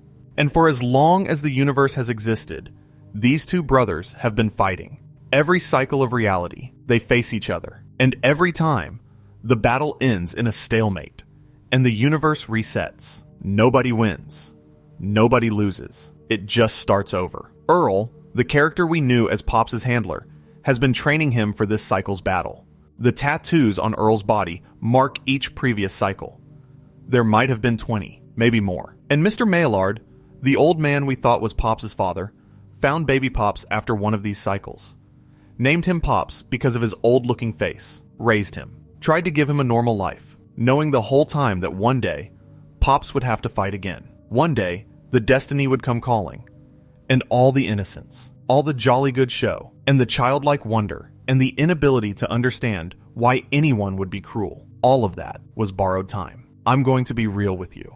The first time I learned about this twist, I wasn't sure it worked. It felt like a different show. This cosmic chosen one narrative grafted onto a comedy about park workers, that's a big ask. That's asking the audience to retroactively recontextualize everything they know about this character. Every scene with Pops suddenly means something different. Every time he was confused or naive or gentle wasn't just characterization. It was the show telling you about a cosmic being who was placed on Earth specifically so he could experience something other than war. His innocence wasn't ignorance. It was grace. It was the only weapon he had against a destiny that demanded violence. And once I sat with that, once I really let it settle, I realized the Pops twist wasn't just a narrative choice. It was the culmination of everything the show had been building for 8 years. Regular show was always about the tension between innocence and experience, between the childlike and the adult, between the park and the world outside it. Pops is that tension made literal. He's innocence personified, forced to confront the most destructive force in existence. And the answer the show arrives at, the answer Pops arrives at, isn't to fight harder. It's to hug. A regular epic final battle. January 16th, 2017. The 3-part series finale. And listen, I've been doing these long videos for a while now, and I don't cry easily. But this finale made me feel something I don't have a clean word for. Part 1 drew 1.33 million viewers. Parts 2 and 3 drew 1.37 million each. The highest rated episodes of the entire 8th season, and everyone watching knew this was it. The battle between Pops and Anti-Pops reaches its climax. The universe is at stake. Every cycle before this one has ended the same way. Stalemate, reset, everything lost. And Pops is supposed to fight. That's his destiny. That's what the Guardians trained him for. That's what Mr. Maillard knew was coming. But Pops doesn't want to fight. Pops has never wanted to fight. And in the moment where everything hangs in the balance, where the fate of every character we've spent 8 years with depends on what Pops does next, he doesn't throw a punch. He wraps his arms around his brother. He hugs Anti-Pops. And for just a few seconds, Anti-Pops hesitates. Something in the hug reaches him. Some flicker of the bond they shared before the universe decided they had to be enemies. And in that moment of hesitation, Pops pushes both of them into a star, into the sun. He kills himself and his brother to end the cycle forever. No more resets. No more stalemates. Just one sacrifice, born from love, that breaks the pattern. And then, the park comes home. I want to stop here for a second, because what the show just did is extraordinary, and I want to make sure the weight of it lands. Regular Show took its silliest character, its most one-note comedy figure, and revealed that he was the most important being in the universe. That his innocence wasn't a deficiency, but the thing that saved everything. In a medium where Chosen One narratives usually involve the strongest or smartest character, Regular Show said no. The Chosen One is the kindest character. The one who never learned to fight because fighting was never the answer. The one who hugs instead of punches. That's who saves the universe. And Pops doesn't survive. That's the other part that needs to land. He dies. Permanently. The sweet little lollipop man who said jolly good show and made you smile and seemed like the least important character in the ensemble. He's the one who gives everything. The show's comedic mascot becomes its greatest tragic hero. And when you rewatch earlier episodes after knowing this, when you see Pops being confused by technology, or hugging someone a beat too long, or laughing at things nobody else finds funny, all of that reads differently. He was always too good for this world. Literally. He was a cosmic being trying to hold on to goodness in a universe that kept demanding destruction. And the fact that he succeeded, that he maintained his innocence through every cycle of violence, that's not naivety. That's the strongest thing anyone on this show ever did. The episode Kill 'Em With Kindness, which aired January 14th, 2017, just 2 days before the finale, has Pops wanting to befriend Anti-Pops. Not defeat him, befriend him. Even at the very end, even knowing what's at stake, Pops' instinct is compassion. And everyone around him, every character who loves him, watches this and knows it won't work. Knows that Anti-Pops can't be reasoned with. Knows that Pops is going to die, and they can't stop it. They can only be there. They can only stand with him at the end and tell him he's not alone. Cheer Up Pops, episode 26, aired on the same day as the finale, January 16th, 2017. The whole gang tries to lift Pop's spirits before the final battle, and the episode is warm and silly and heartbreaking because everyone is pretending things are going to be okay, and nobody believes it. They're having a party at the end of the world. They're laughing because crying isn't useful right now, and Pops, bless him, he lets them. He lets them pretend, because that's what Pops does. He gives other people the grace they can't give themselves. The show jumps forward. Years pass, and we see what happens to everyone. The flash forward covers 25 years. 25 years of these characters living the lives that Pop's sacrifice made possible. And every single thing we see is earned. Mordecai becomes an artist. A real artist. He meets a woman named Steph at an art gallery. She's a bat. They get married. They have 3 kids, Blue Jay, and bat hybrids. Head writer Matt Price later gave her the name Steph on Reddit, because the show never names her on screen. She appears for maybe 30 seconds, and that's enough. Because the point isn't who Mordecai ends up with. The point is that he ends up okay. After all the anxiety, all the love triangles, all the paralyzing fear of choosing wrong, Mordecai just lives his life. And it works out. Not because he figured out the grand romantic puzzle, but because he stopped trying to figure it out and just let it happen. Rigby marries Eileen. They have 2 daughters. And I swear, when that image appeared on screen, I felt something loosen in my chest. Because I remembered more smarter. I remembered Rigby being mocked for not having a diploma. I remembered the brain max and the dropout jokes and the decades of everyone, including the show itself, treating Rigby like a lovable failure. And here he is, married, a father, complete. The diploma wasn't the finish line. Eileen wasn't the finish line. There was no finish line. There was just a guy who decided, at some point, to be a little better than he was yesterday. And he kept deciding that, over and over, until he built a life he could be proud of.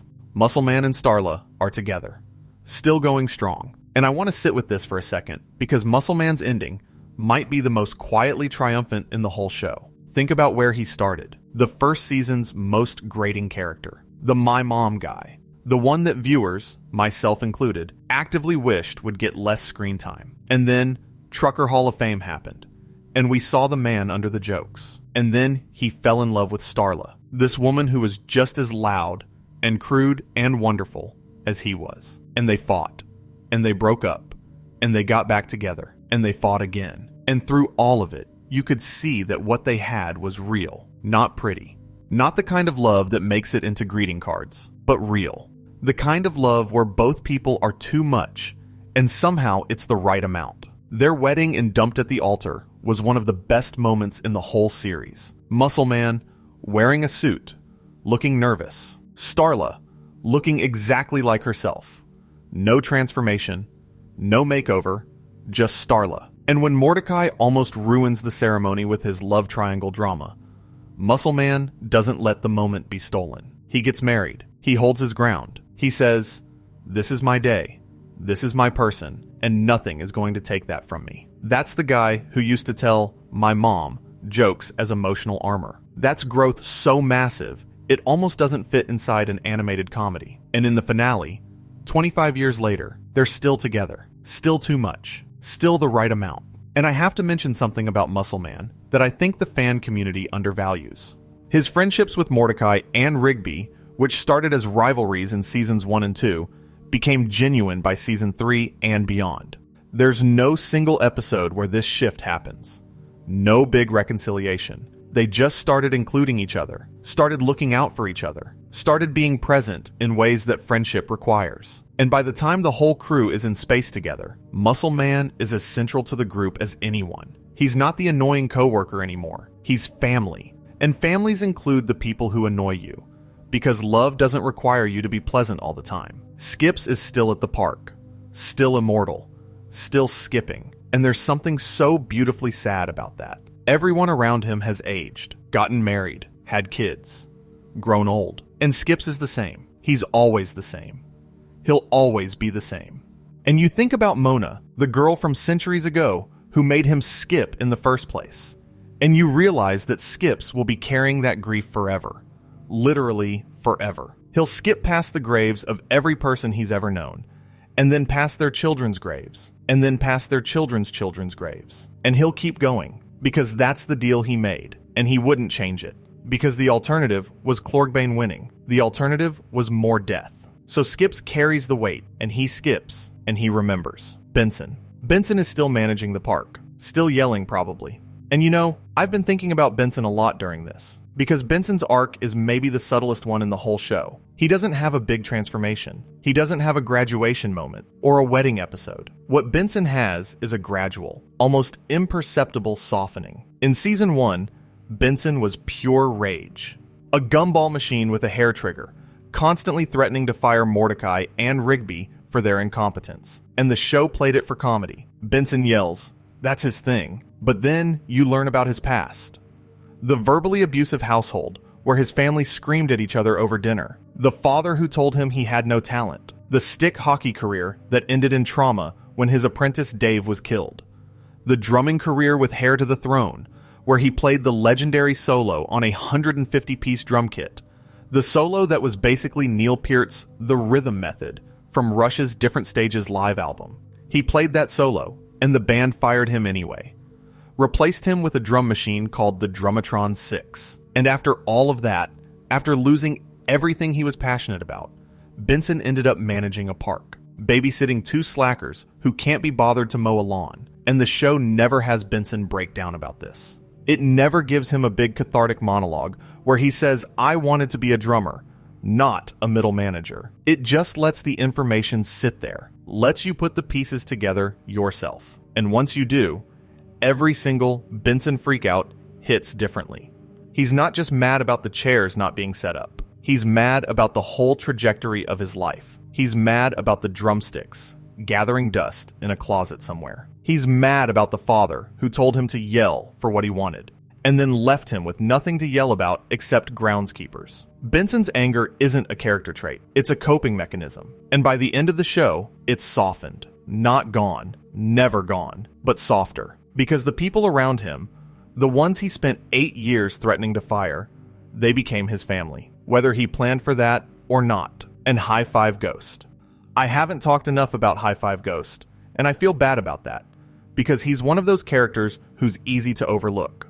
He's literally a ghost with a hand growing out of the top of his head, and he's Muscle Man's best friend. And for most of the series, he doesn't get a lot of solo development. Jeff Bennett voiced him in Season 1, and then J.G. Quintel took over for the rest of the run. But High Five Ghost represents something important in the show's ecosystem. He's the constant, the reliable presence, the friend who doesn't need to be the center of attention. He's there when Muscle Man needs him. He's there during the battles. He's there in the background of 100 scenes where other characters are going through their big dramatic moments, and he's just there, being a good friend. Not everyone needs a redemption arc. Not everyone needs a love triangle. Some people in your life are just solid, just present. And High Five Ghost is the show's quiet acknowledgement that those people matter too. There's something else I want to explore before I bring this home, and it's the way the show handled the concept of home. Because the park is home. That's what it is for these characters. Mordecai and Rigby live there. Benson works there every day. Skips has a house on the grounds. Pops grew up there. And the show's relationship with the park as a physical space evolves in a way that parallels everything else. In the early seasons, the park is just a setting, a workplace, a place where funny things happen. You don't think about it as a place with meaning. It's just there. The way your childhood home is just there when you're a kid. You don't appreciate it because you can't imagine it not existing. By the middle seasons, the park starts feeling threatened. Villains attack it. The dome experiment covers it. The space launch removes it from Earth entirely. And each threat to the park forces the characters to reckon with what it means to them. The park isn't just where they work. It's where they became who they are. Where friendships were formed. Where Muscle Man fell in love. Where Rigby decided to go back to school. Where Pops was innocent and safe. And in the finale, the park comes back. After all of it. After space and battle and death. The park comes home. And the characters come back to it, 25 years later, for a reunion. They stand on the same grass. They look at the same trees. And nothing is the same, because they're not the same. But the park is still there, holding the space for them, being home. I think about my own relationship with places I've lived. The apartments and houses and rooms that I passed through on my way to wherever I am now. And I think most people have a version of the park. A place that meant more than they realized while they were there. A place they only fully appreciate in the rearview mirror. Regular Show understood that. And the finale, by bringing everyone back, wasn't just a narrative choice. It was the show saying, the places that shaped you don't disappear just because you leave them. They wait.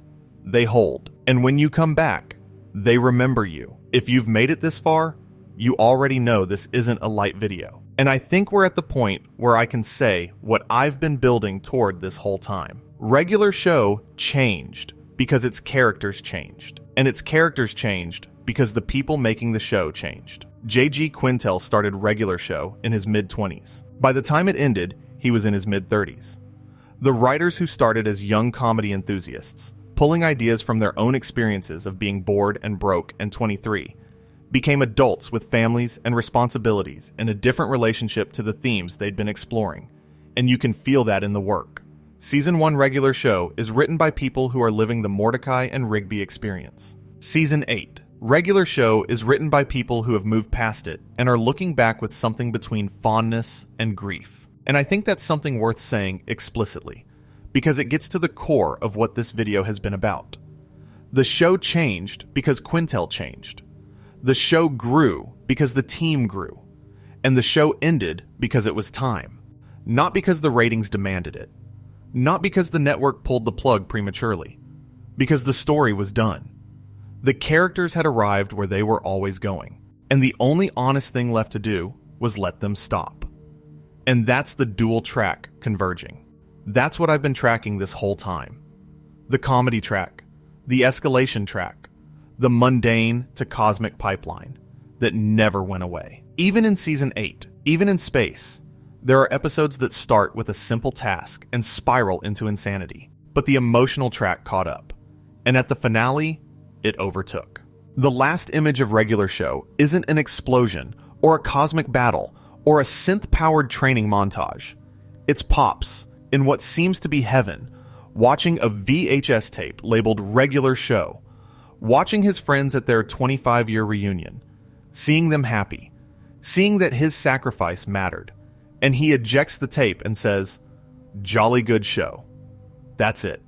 That's the last thing you hear.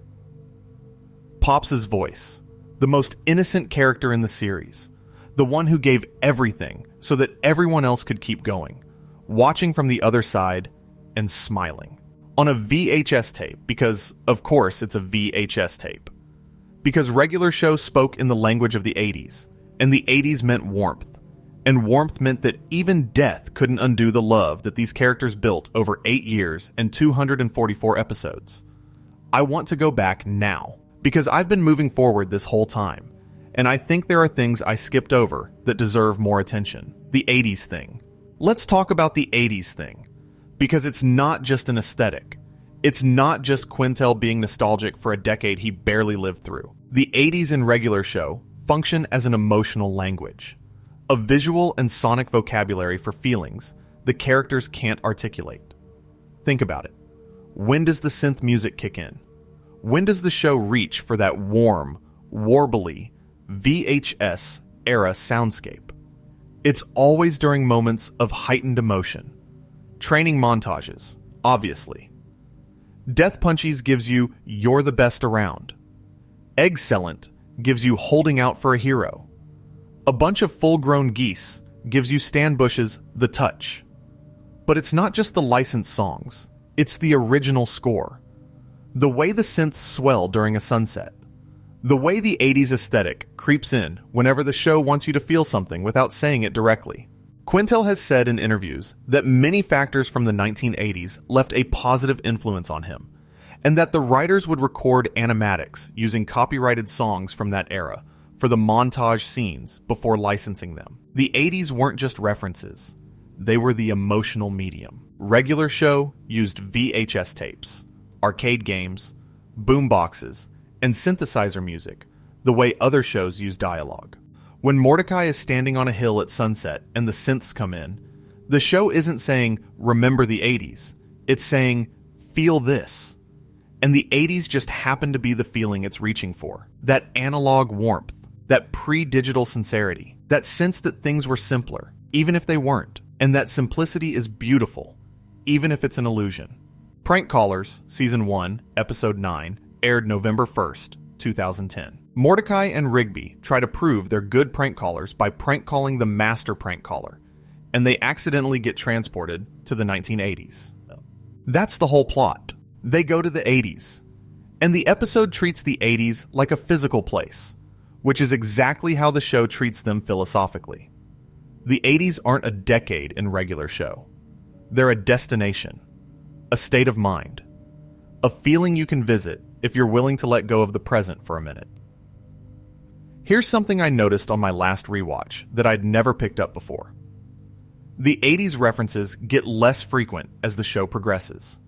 They don't disappear entirely, but the density drops.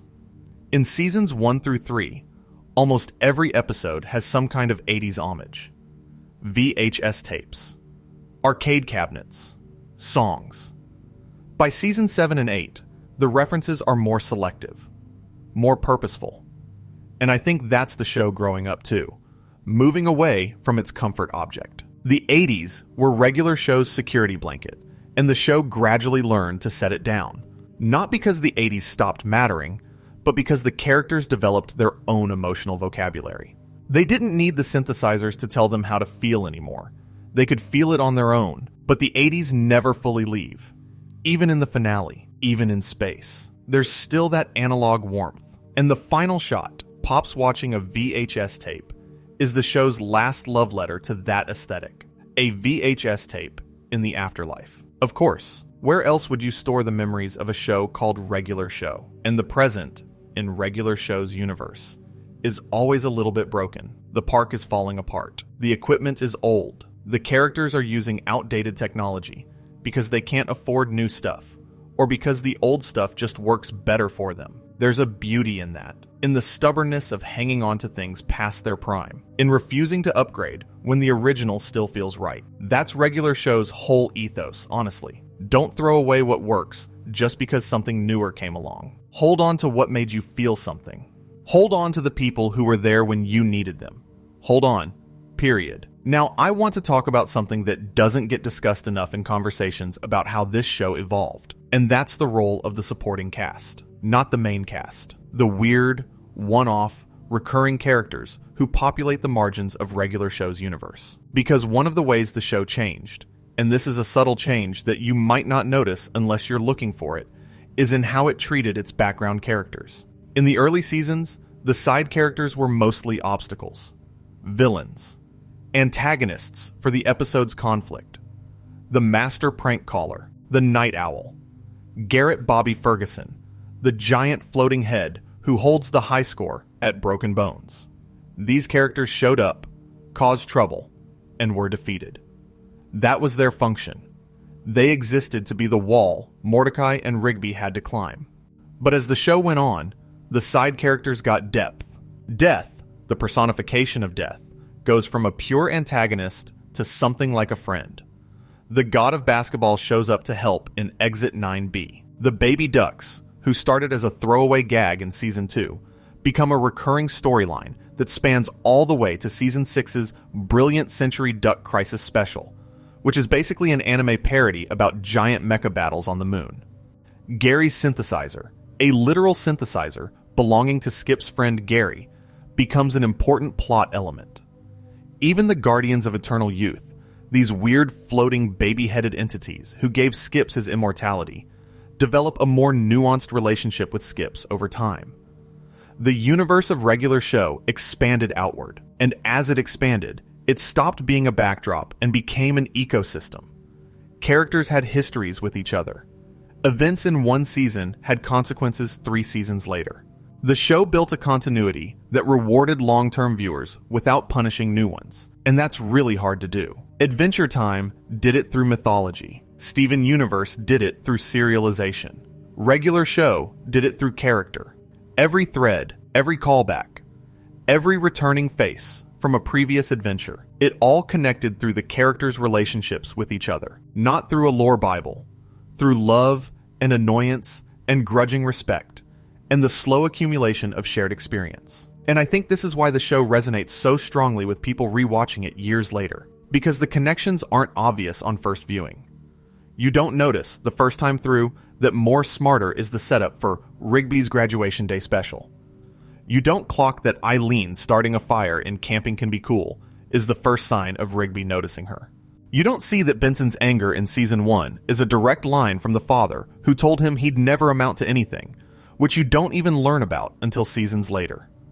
But on rewatch, all of those connections light up, and the show transforms. It goes from a collection of funny episodes to a fabric, a web.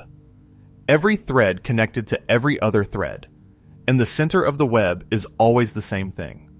People who care about each other, trying to figure out how to show it. That's how the show changed, if I'm being specific. It went from episodic to interconnected, from sketch-based to character-based, from what happens in this episode to what does this episode mean for who these people are becoming. And that transition happened so gradually that you might not have noticed it happening. One day you're watching 2 guys try to win a staring contest, and the next you're watching a raccoon give a graduation speech about how he went back to high school because a quiet girl with glasses made him want to be better. I think about the animation, too, and how it changed. This is something fans noticed and debated on forums. The early seasons had this rougher quality. Not bad, raw.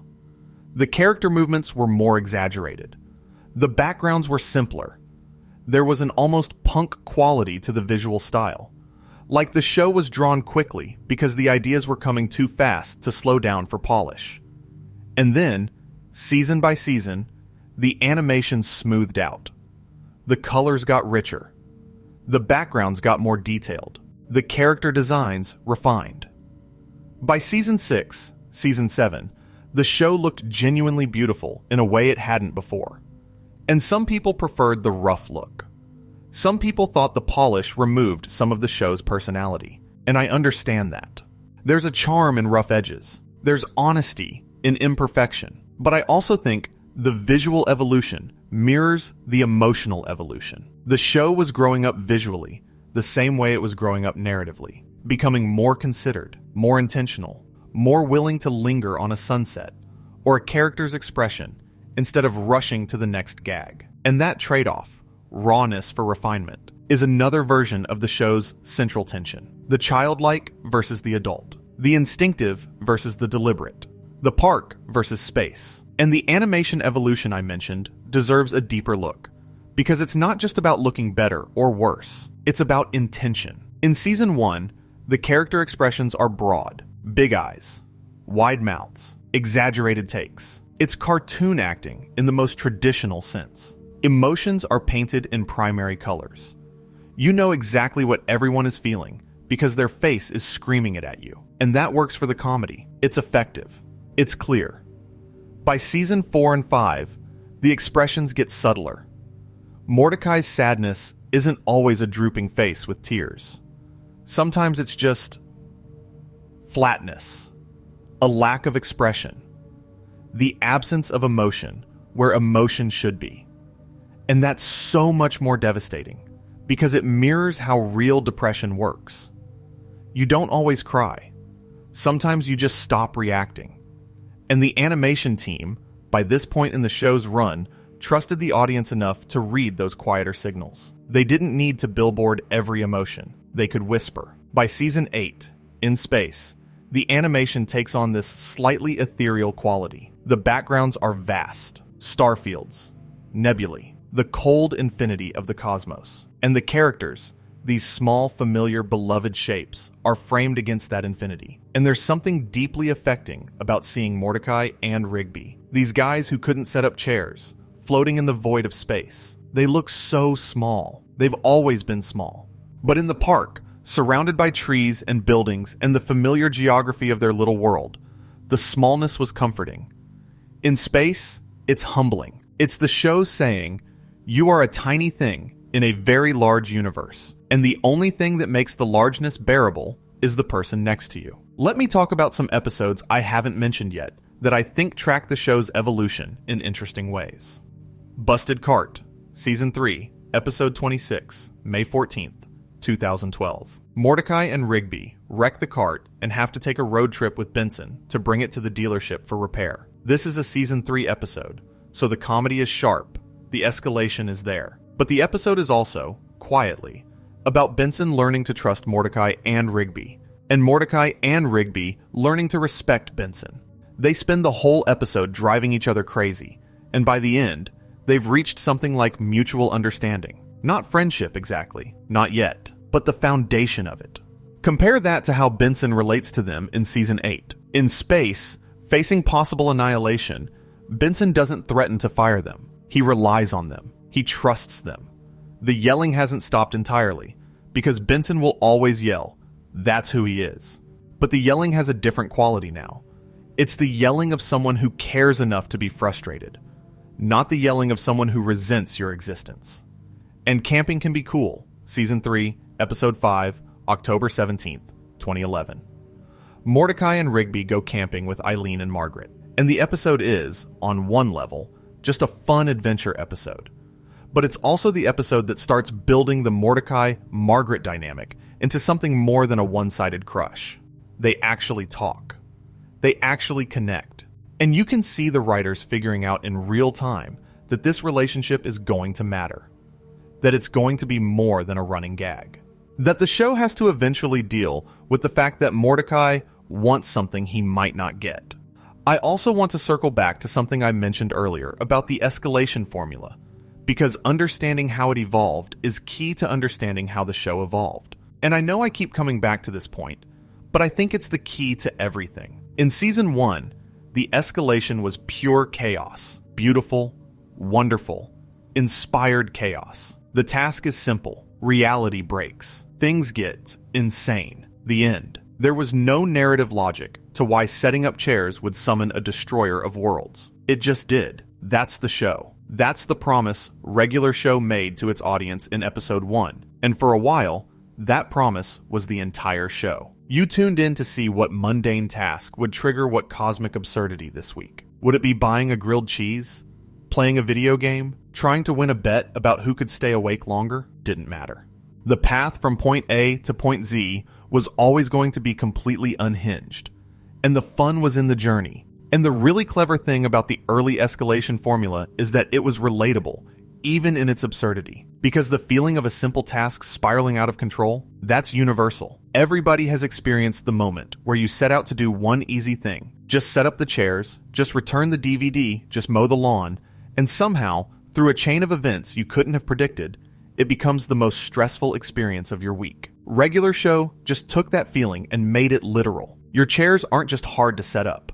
Setting them up summons an actual monster. Your grilled cheese isn't just taking too long. The quest for it involves an interdimensional portal. The show externalized internal frustration as supernatural crisis, and that's why it worked. Every escalation, no matter how insane, had an emotional kernel that audiences recognized. By Season 3 and 4, the escalation started having internal logic. The supernatural element was still there, but there was usually a thematic connection between the mundane task and the cosmic consequence. The escalation became metaphorical.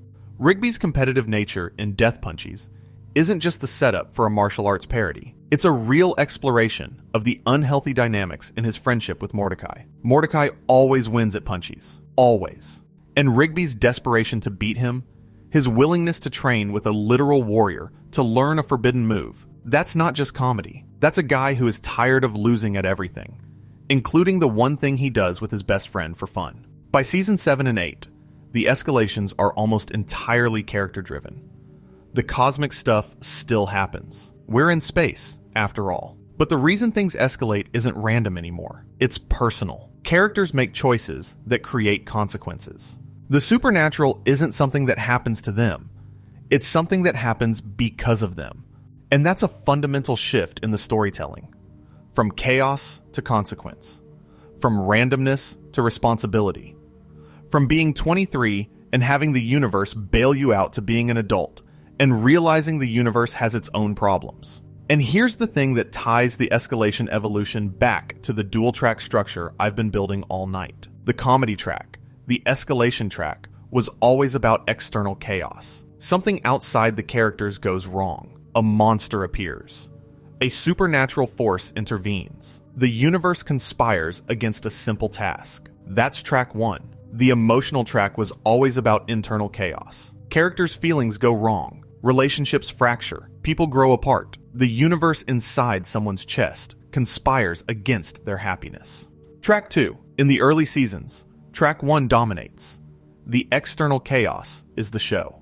The internal stuff is barely visible. By the middle seasons, both tracks are running side by side, sometimes harmonizing, sometimes competing for attention, sometimes crashing into each other, like they did during the Love Triangle era. And by the final season, Track 2 has absorbed Track 1. The cosmic battle between pops and anti-pops is both the ultimate escalation and the ultimate emotional climax. It's external and internal. The fate of the universe depends on one character's ability to stay true to who he is. The supernatural and the emotional aren't separate tracks anymore. They're the same track. They always were. It just took 8 seasons for the show to admit it. I want to tell you something that happened to me while I was putting this together. Something personal that I wasn't sure I was going to share, but I think it belongs here. I started watching Regular Show when I was younger. When the first episodes aired, I was at a point in my life where Mordecai and Rigby's situation made sense to me. Working a job that didn't feel like it was going anywhere, hanging out with the same people. not thinking too hard about the future. The show felt like my life, but funnier and with supernatural escalations. And then, over the years, while the show was changing, I was changing too. And there was this strange moment during a late rewatch of season 7 where I realized I didn't relate to Mordecai and Rigby anymore. I related to Benson. I was the one yelling at people to just set up the chairs. I was the one whose passions had gotten pushed aside by responsibilities. I was the one who was quietly angry about how things turned out, and covering it with routine and professionalism and the occasional explosion of frustration. And that's when I understood what regular show really was. It's not a show you watch once. It's a show that watches you. It reflects wherever you are in your life. The characters you relate to change as you change. Rigby makes sense when you're 23 and avoiding responsibility. Benson makes sense when you're 35 and drowning in it. Skips makes sense when you've lived long enough to be tired. And Pops makes sense when you've lost enough to understand that kindness is the only thing that survives. Let me give you one more parallel that I think ties the dual tracks together. Mordecai and Rigby's friendship. Because that's really what the whole show is about. Not the park, not the 80s, not even the growing up, the friendship. And watching how that friendship changed, season by season, is watching the show itself change. And I want to trace this through specific moments across the whole run, because the details matter. In season 1, Mordecai and Rigby are inseparable and interchangeable. They're both slackers. They both goof off. They both get in trouble. The only difference is that Mordecai is slightly more responsible, which is like saying a fire is slightly cooler than a volcano. They function as a unit. Where one goes, the other follows. By season 3 and 4, cracks start appearing. Not big ones, not relationship-ending ones, but the kind of cracks that happen in any friendship when the people in it start growing at different speeds. Mordecai's obsession with Margaret pulls him in one direction. Rigby's insecurities pull him in another. They still love each other, but they're starting to want different things. And the movie, regular show, the movie, made that tension literal. Rigby's secret, the forged rejection letter. That's not just a plot point. It's the physical manifestation of what happens when you love someone so much that you'd rather destroy their future than face a future without them. And the resolution of that conflict, the real resolution, isn't a single episode. It's the entire rest of the series. Mordecai and Rigby don't have a big reconciliation scene where they hug and everything's fine. They just keep being friends. They keep showing up for each other, even after the betrayal, even after the anger, even after space and cosmic battles and the death of Pops and the 25-year time skip. In that final flash forward, they're at the reunion together. They're still friends. Different lives, different cities, different everything. But when they come back to the park, they come back to each other. You know what else the finale does that kills me? It doesn't cheat. A lesser show would have brought Pops back, would have found some loophole, some cosmic reset, some way to say, just kidding, he's fine. Regular show doesn't do that. Pops is dead. He's gone. And the characters have to live with that. They raise a statue next to Mr. Maillard's. They talk about him at the reunion. They carry him with them, but they don't get him back. And that finality, that refusal to soften the blow, is what makes the finale land so hard, because it mirrors real loss. The people you love who die don't come back. There's no cosmic loophole. There's only the life you build after, and whether that life honors what they gave you. And I think about how the show handles the passage of time in that montage. 25 years in minutes. Weddings and babies and career changes and aging. And we see it from the outside. Fast. The way other people's lives look when you're not in them. 25 years is a lifetime of moments.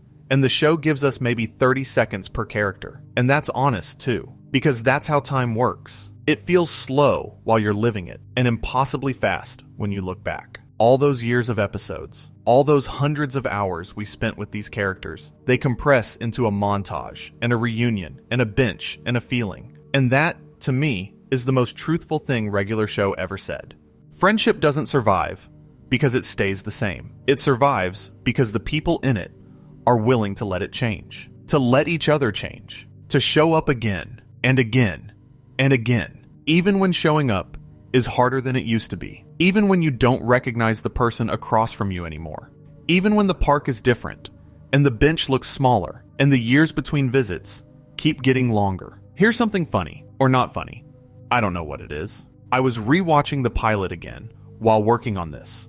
The Power, that first episode. And there's this moment right at the beginning where Mordecai and Rigby are wrestling with Beef Burrito, and they're laughing and they're just being stupid together, and everything is simple. Nobody's in love. Nobody's in space. Nobody's sacrificing themselves. They're just two guys in a room, being young, not knowing that everything is about to get very complicated. And I watched that scene, knowing everything that comes after it. Knowing about Margaret and CJ and the love triangle and the diploma and the space dome and Pops flying into the sun. And I felt something I can only describe as the specific ache of watching someone you love on a home video from before you knew them. Before they became who they are. When they were still becoming. That's what Regular Show did. Over 8 seasons and 244 episodes and 7 years of real-world time. It became. It started as one thing and became another. And the process of becoming was the content. The show about growing up grew up. The show about letting go let go of its own familiar patterns. The show about two guys who didn't want anything to change changed everything. And I think the people who say it peaked early are actually saying something true, but not in the way they mean it. It peaked differently early. The Season 2 peak is a comedy peak. The Season 3 peak is an escalation peak. The Season 7 peak is a character peak. The finale peak is an emotional peak. Each era of the show had its own highest point, and they're all valid, and they're all Regular Show. And if you only value one of them, you're missing what the show was actually doing. There's one more thing I want to address. The question of whether Regular Show should have stayed the same. Because that's the underlying premise of the "it peaked early" argument, right? The show should have kept doing what it was good at. It should have stayed in the park. It should have stayed episodic. It should have stayed a comedy. It should have stayed young. And I think the answer to that is hidden in the show itself. Because what are Mordecai and Rigby doing in the first episode? They're avoiding change. They're dodging responsibility. They're trying to stay exactly where they are, doing exactly what they've been doing forever. And the show frames that as sympathetic, but ultimately unsustainable. The universe keeps forcing them to grow. The escalations are literally the universe refusing to let them stay still. Every monster, every supernatural crisis, every cosmic threat, it's all the universe saying, you can't stay 23 forever. Something is always going to demand that you level up. If the show had stayed the same, it would have been doing the thing it spent 8 seasons arguing against. It would have been Mordecai avoiding the phone call, Rigby refusing to go back to school, Benson staying angry instead of learning to trust. The show had to change because its own philosophy demanded it. Staying the same would have been a contradiction. Growing was the only option that was honest. And maybe that's why it hurts. Maybe the discomfort people feel about the later seasons isn't really about quality. Maybe it's about identification. When the show was young and fun and simple, it felt like being young and fun and simple. And when the show got older and more complicated and sadder, it felt like getting older and more complicated and sadder. And who wants to feel that? Who wants to be reminded that the park doesn't last forever? But here's the thing. Here's the thing I keep circling back to. The thought I can't quite put down, no matter how many times I approach it from a different angle. The park doesn't last forever, but the people do. The friendships do. The love does. Pops dies, and the park still stands. The characters age, and the memories persist. The VHS tape plays in heaven, and the people on the tape are still alive, still at the reunion, still together. Regular Show's final statement isn't that nothing lasts. It's that the things worth keeping survive in forms you didn't expect, on tapes, in songs. In the decision to show up at a reunion 25 years later and stand on the same grass where everything happened and feel all of it at once. Regular Show was a show about the passage of time disguised as a show about two guys slacking off at a park. And the greatest trick it ever pulled was making the passage of time happen to itself. It aged in front of us. It matured in front of us. It stumbled and recovered and fumbled its way through romantic subplots and found its footing again and launched itself into space and ended with the purest, most unguarded act of love an animated character has ever performed. And it did all of that on Cartoon Network, in a time slot sandwiched between Adventure Time and the amazing world of Gumball, on a network that, 10 years earlier, was airing live-action shows about dude ranches.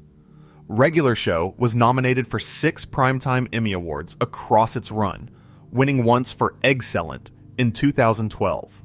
It also received 7 Annie Award nominations and 3 British Academy Children's Award nominations. And I think the awards tell a story about the show's place in the industry. It was always respected, always recognized, but it was never the critical darling that Adventure Time was, or the cultural phenomenon that Steven Universe became. Regular Show operated at a lower volume. It didn't generate the think pieces, or the academic papers, or the Tumblr discourse at the same scale as its peers. And I think that's because its virtues were quieter, harder to write about, easier to feel than to analyze.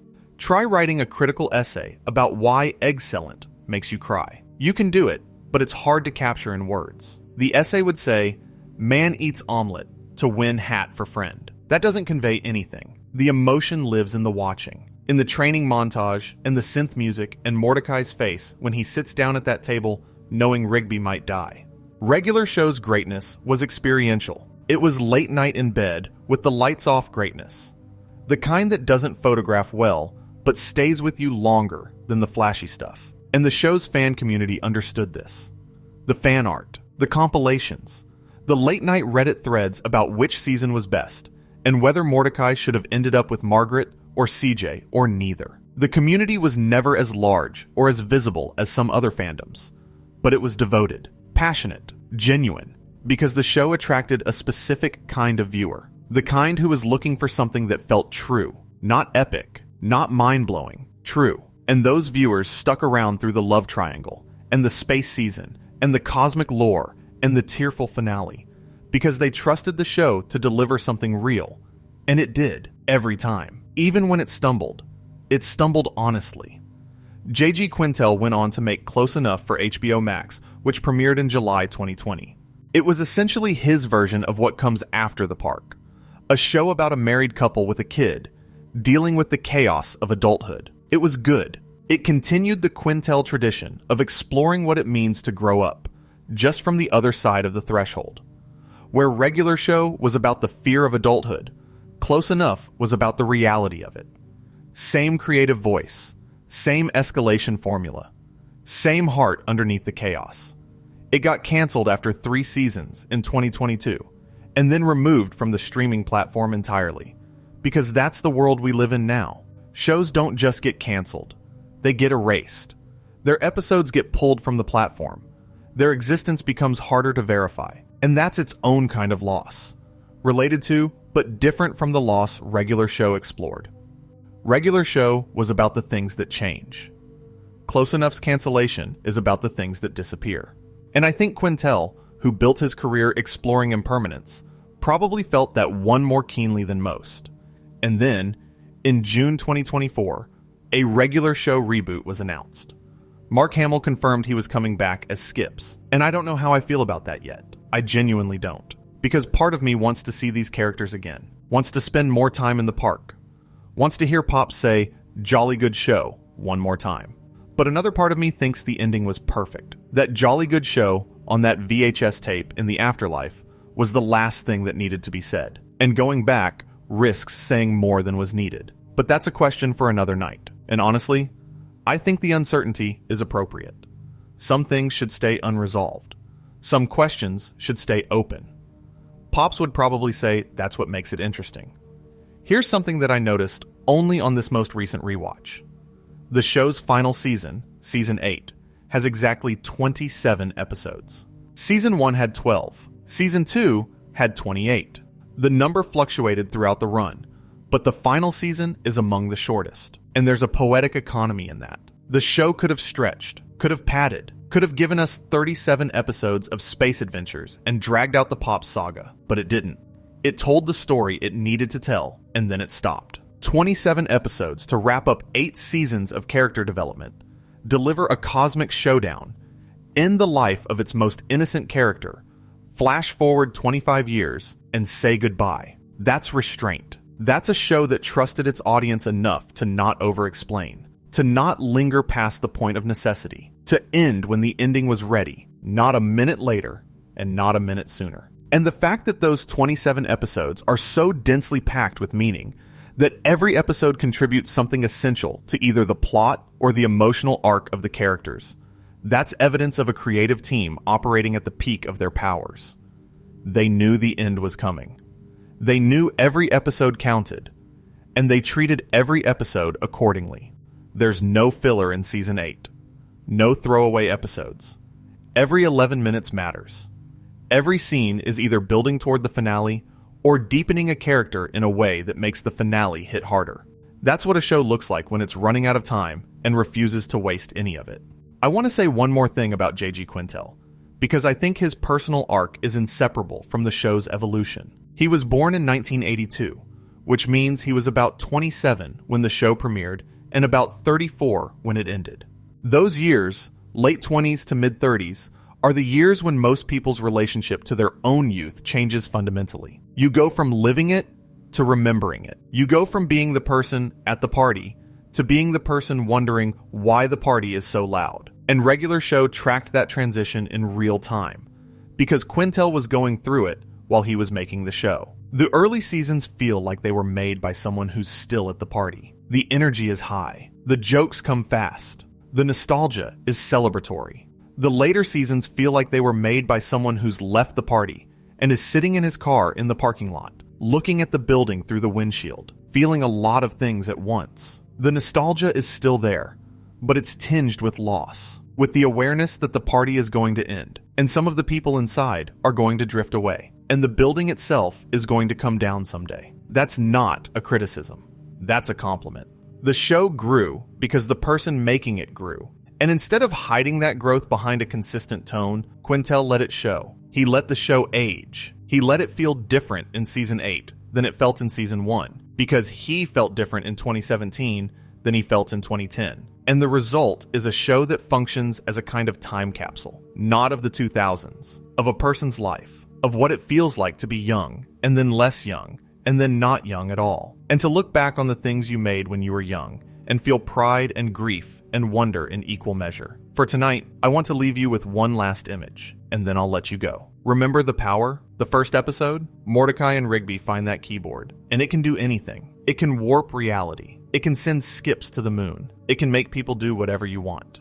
And Mordecai and Rigby, being 23 and stupid and wonderful, use it for the most ridiculous, petty, small-scale things imaginable. They use unlimited cosmic power to get out of trouble for breaking a wall. And now, think about the finale. Pops has real power, cosmic power, the kind of power that determines whether the universe continues to exist. And he uses it to hug his brother. That's the arc. From a magic keyboard used selfishly to a cosmic sacrifice made selflessly. From how do we get out of this to how do we save everyone? From the mundane to the profound. From Regular Show to something extraordinary. There's a conversation to be had about what Regular Show did for Cartoon Network as a business too, and how the network's handling of the show reflects the challenges of making thoughtful animation in a commercial ecosystem. Regular Show drew strong ratings for most of its run. That 2.1 million viewers for the pilot, that was huge for Cartoon Network. But as the show matured, as it got more serialized and emotionally complex, the ratings dipped. Season 8 drew notably smaller audiences. Part of that was the space setting. Part of it was natural audience attrition over 8 years. Part of it was Cartoon Network's scheduling decisions, which fans have long criticized. But the fact that Cartoon Network let Quintel finish the show on his terms is worth acknowledging. They didn't cancel it mid-season. They didn't force a happy ending. They gave him 27 episodes to tell the final story. And that included a 3-part series finale. Not every network does that. Not every creator gets to end their show the way they want. And whatever frustrations existed between Quintel and the network over the years, the fact that a regular epic final battle exists as Quintel intended, it is a victory for creative vision in an industry that doesn't always reward it. And the show called itself Regular Show, even at the end, even in space, even when the stakes were literally universal. It called itself regular. Because the point was never the cosmic stuff. The point was always the regular stuff underneath it.